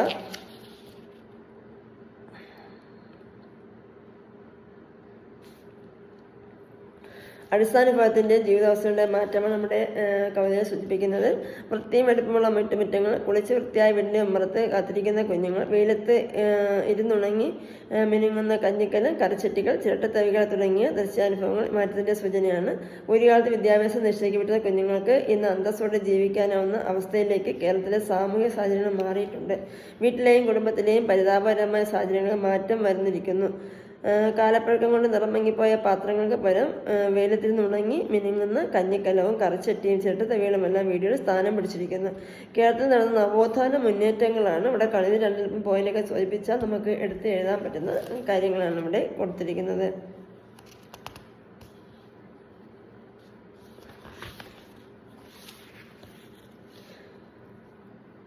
ഇവിടെ നിരീക്ഷണങ്ങൾക്ക് ചോദിച്ചാൽ കാണുന്നില്ലൊരക്ഷരവും എൻ്റെ വംശത്തെപ്പറ്റി, കാണുന്നുണ്ട് അനേക വംശത്തിൻ ചരിത്രങ്ങൾ. ഇവിടെ പൊയ്കലപ്പച്ചൻ്റെ വരികൾ കാണിച്ചിട്ട് നമുക്ക് സാമൂഹ്യ നവോത്ഥാന പ്രവർത്തനങ്ങൾ പിന്നെ അതിൻ്റെ ഒരു സൂചനയാണ് ഇവിടെ. കേരളത്തിലെ അടിസ്ഥാന പൊതുജനങ്ങളുടെ കാഴ്ചപ്പാട് ഗാനരൂപത്തിൽ പൊതുജനങ്ങൾക്കിടയിൽ അവതരിപ്പിച്ച സാമൂഹ്യ പരിഷ്കർത്താവാണ് പൊയ്കലപ്പച്ചൻ. അദ്ദേഹത്തിനെ കുറിച്ച് ഈ കവിതയെക്കുറിച്ച് ഇവിടെ പറയുന്നത് അക്കാലത്തെ അടിസ്ഥാന ജനവിഭാഗത്തിൻ്റെ ജീവിതാവസ്ഥകളാണ് പൊയ്കലപ്പച്ചൻ തൻ്റെ കവിതയിൽ അവതരിപ്പിക്കുന്നത്. വായിച്ചുപോയ ചരിത്രങ്ങളിലൊന്നും തൻ്റെ വംശത്തിൻ്റെ ചരിത്രം കണ്ടില്ലെന്നും മറ്റനേകം വംശത്തിൻ്റെ ചരിത്രങ്ങൾ ഉണ്ടെന്നും അദ്ദേഹം അഭിപ്രായപ്പെടുന്നു. അതായത് ഒരു ദളിത് വിഭാഗത്തിൻ്റെ ചിന്ത എന്ന രീതിയിലാണ് ആ കവിത വരുന്നത്. ചരിത്രപരമായി അവഗണിക്കപ്പെട്ട ഒരു ജനസമൂഹത്തിൻ്റെ ആകൃതികളാണ് അദ്ദേഹം പങ്കുവച്ചത്.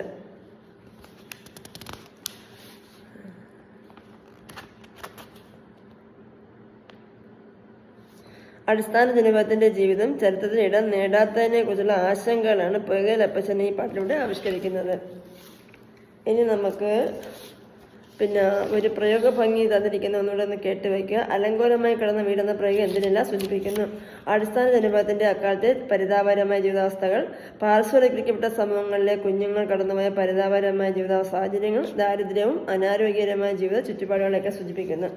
അടുക്കിപ്പറക്കി വെടിപ്പുള്ളതാക്കുക എന്ന പ്രയോഗത്തിലൂടെ അർത്ഥമാക്കുന്ന എന്താണ്? ജീവിതാവസ്ഥകൾ വരുന്ന പുരോഗമനപരമായ മാറ്റങ്ങൾ, വൃത്തിയും വെടുപ്പും അന്തസ്സുമുള്ള വീട്ടുമുറ്റങ്ങൾ അഥവാ ജീവിത സാഹചര്യങ്ങൾ. പുഞ്ചിരി തൂകുന്ന പൂവുകൾ എന്ന പ്രയോഗം നൽകുന്ന അർത്ഥസൂചനകൾ എന്തെല്ലാം? കുഞ്ഞുങ്ങളെ പൂവുകളായി കൽപ്പിച്ചിരിക്കുന്നതിൻ്റെ ഔചിത്യം വ്യക്തമാക്കുന്നു. പുഞ്ചിരി തൂകുന്ന എന്ന പ്രയോഗം അവരുടെ മുഖത്തെ ആഹ്ലാദം പ്രകടമാക്കുന്നു. അടിസ്ഥാന ജനവിഭാഗത്തിലെ കുഞ്ഞുങ്ങളുടെ പ്രസാദമായ ജീവിതാന്തരീക്ഷത്തെ സൂചിപ്പിക്കുന്നു. ഒരു കാലത്ത് അവർക്ക് അപ്രാപ്യമായിരുന്ന വിദ്യാഭ്യാസ സംവിധാനങ്ങളും സാമൂഹിക ജീവിതാവസ്ഥകളും നേടിയെടുത്തതിൻ്റെ സന്തോഷം വ്യക്തമാക്കുന്നു. ആരാണിങ്ങനെ എന്ന കവിയുടെ ചോദ്യം സൂചിപ്പിക്കുന്നത് എന്താണ്? കേരളത്തിൻ്റെ സാമൂഹികത്തിൽ വന്ന വിപ്ലവകരമായ മാറ്റങ്ങളെക്കുറിച്ചുള്ള സൂചനയാണ് കവിയുടെ ഈ ചോദ്യത്തിൽ പ്രതിഫലിക്കുന്നത്.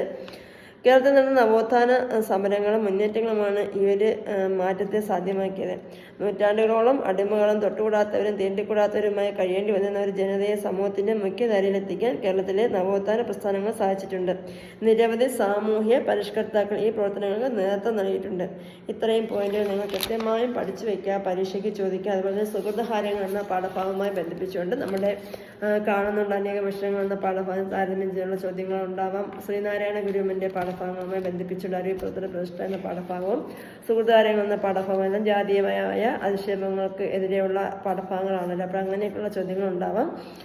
ആദ്യമുള്ള പാഠങ്ങളൊന്ന് ഓർത്തു വയ്ക്കാനായിട്ട് ശ്രമിക്കുക.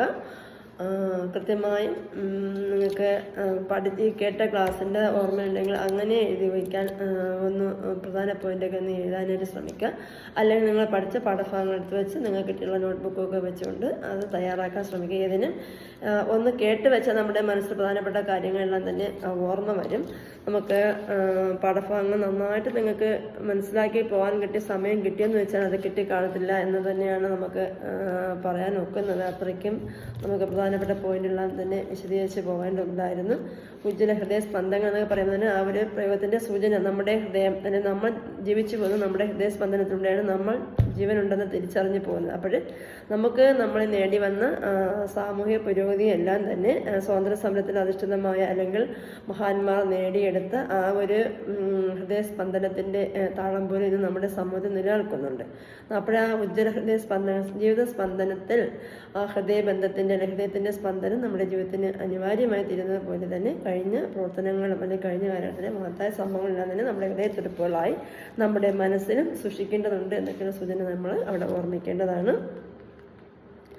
അതുകൊണ്ട് ആ പോയിന്റുകൾ തന്നെ അത് മനസ്സിലാക്കി പോവുക. അപ്പോഴേ ഒന്ന് കേട്ട് പാഠഭാഗങ്ങൾ മനസ്സിലാക്കിയും കൂടെ പോയാൽ നിങ്ങൾക്ക് നന്നായിട്ട് എഴുതാൻ പറ്റും. എല്ലാം പ്രധാനപ്പെട്ട പോയിന്റുകൾ തന്നെയാണ് ഈ പാഠഭാഗത്ത് പറഞ്ഞിരിക്കുന്നത് എല്ലാം തന്നെ. അതുകൊണ്ട് കുറച്ച് എഡിറ്റ് മറ്റൊക്കെ ചോദ്യങ്ങൾ ഉണ്ടാവാം. ആദ്യമുള്ള പാഠഭാഗങ്ങൾ ഒന്നുകൂടെ നോക്കുക. സുഹൃതഹാരങ്ങൾ എന്ന പാഠഭാഗവും അരുവിപ്പുറത്ത് നിന്നും അല്ലെങ്കിൽ കാണുന്നുണ്ട് അനേകം വശങ്ങൾ എന്നുള്ള പാഠഭാഗങ്ങൾ ബന്ധിപ്പിച്ച് എന്തായാലും ഒരു ചോദ്യം അങ്ങനെ ഉണ്ടാവാൻ സാധ്യതയുണ്ടെന്നാണ് എനിക്ക് തോന്നുന്നത്. അപ്പോൾ നിങ്ങൾക്ക് എല്ലാവർക്കും നല്ല മാർക്ക് കിട്ടട്ടെ എന്നുള്ള പ്രതീക്ഷയോടെ നമ്മൾ മലയാളം ഫസ്റ്റിൻ്റെ ഒരു ധാരണ നിർത്തിക്കാൻ എല്ലാവരും ഒരുമിച്ച് ചെയ്യാമെന്ന് വിചാരിച്ചെങ്കിലും പാഠം ഒത്തിരി നീണ്ട 1 മണിക്കൂറോളം തന്നെയായി. അതുകൊണ്ട് നമുക്ക് മലയാളം സെക്കൻഡിന് വേണ്ടി വീണ്ടും അടുത്ത ക്ലാസ് തയ്യാറാക്കാം. വീണ്ടും കാണുന്നവരേക്കും ബായ്.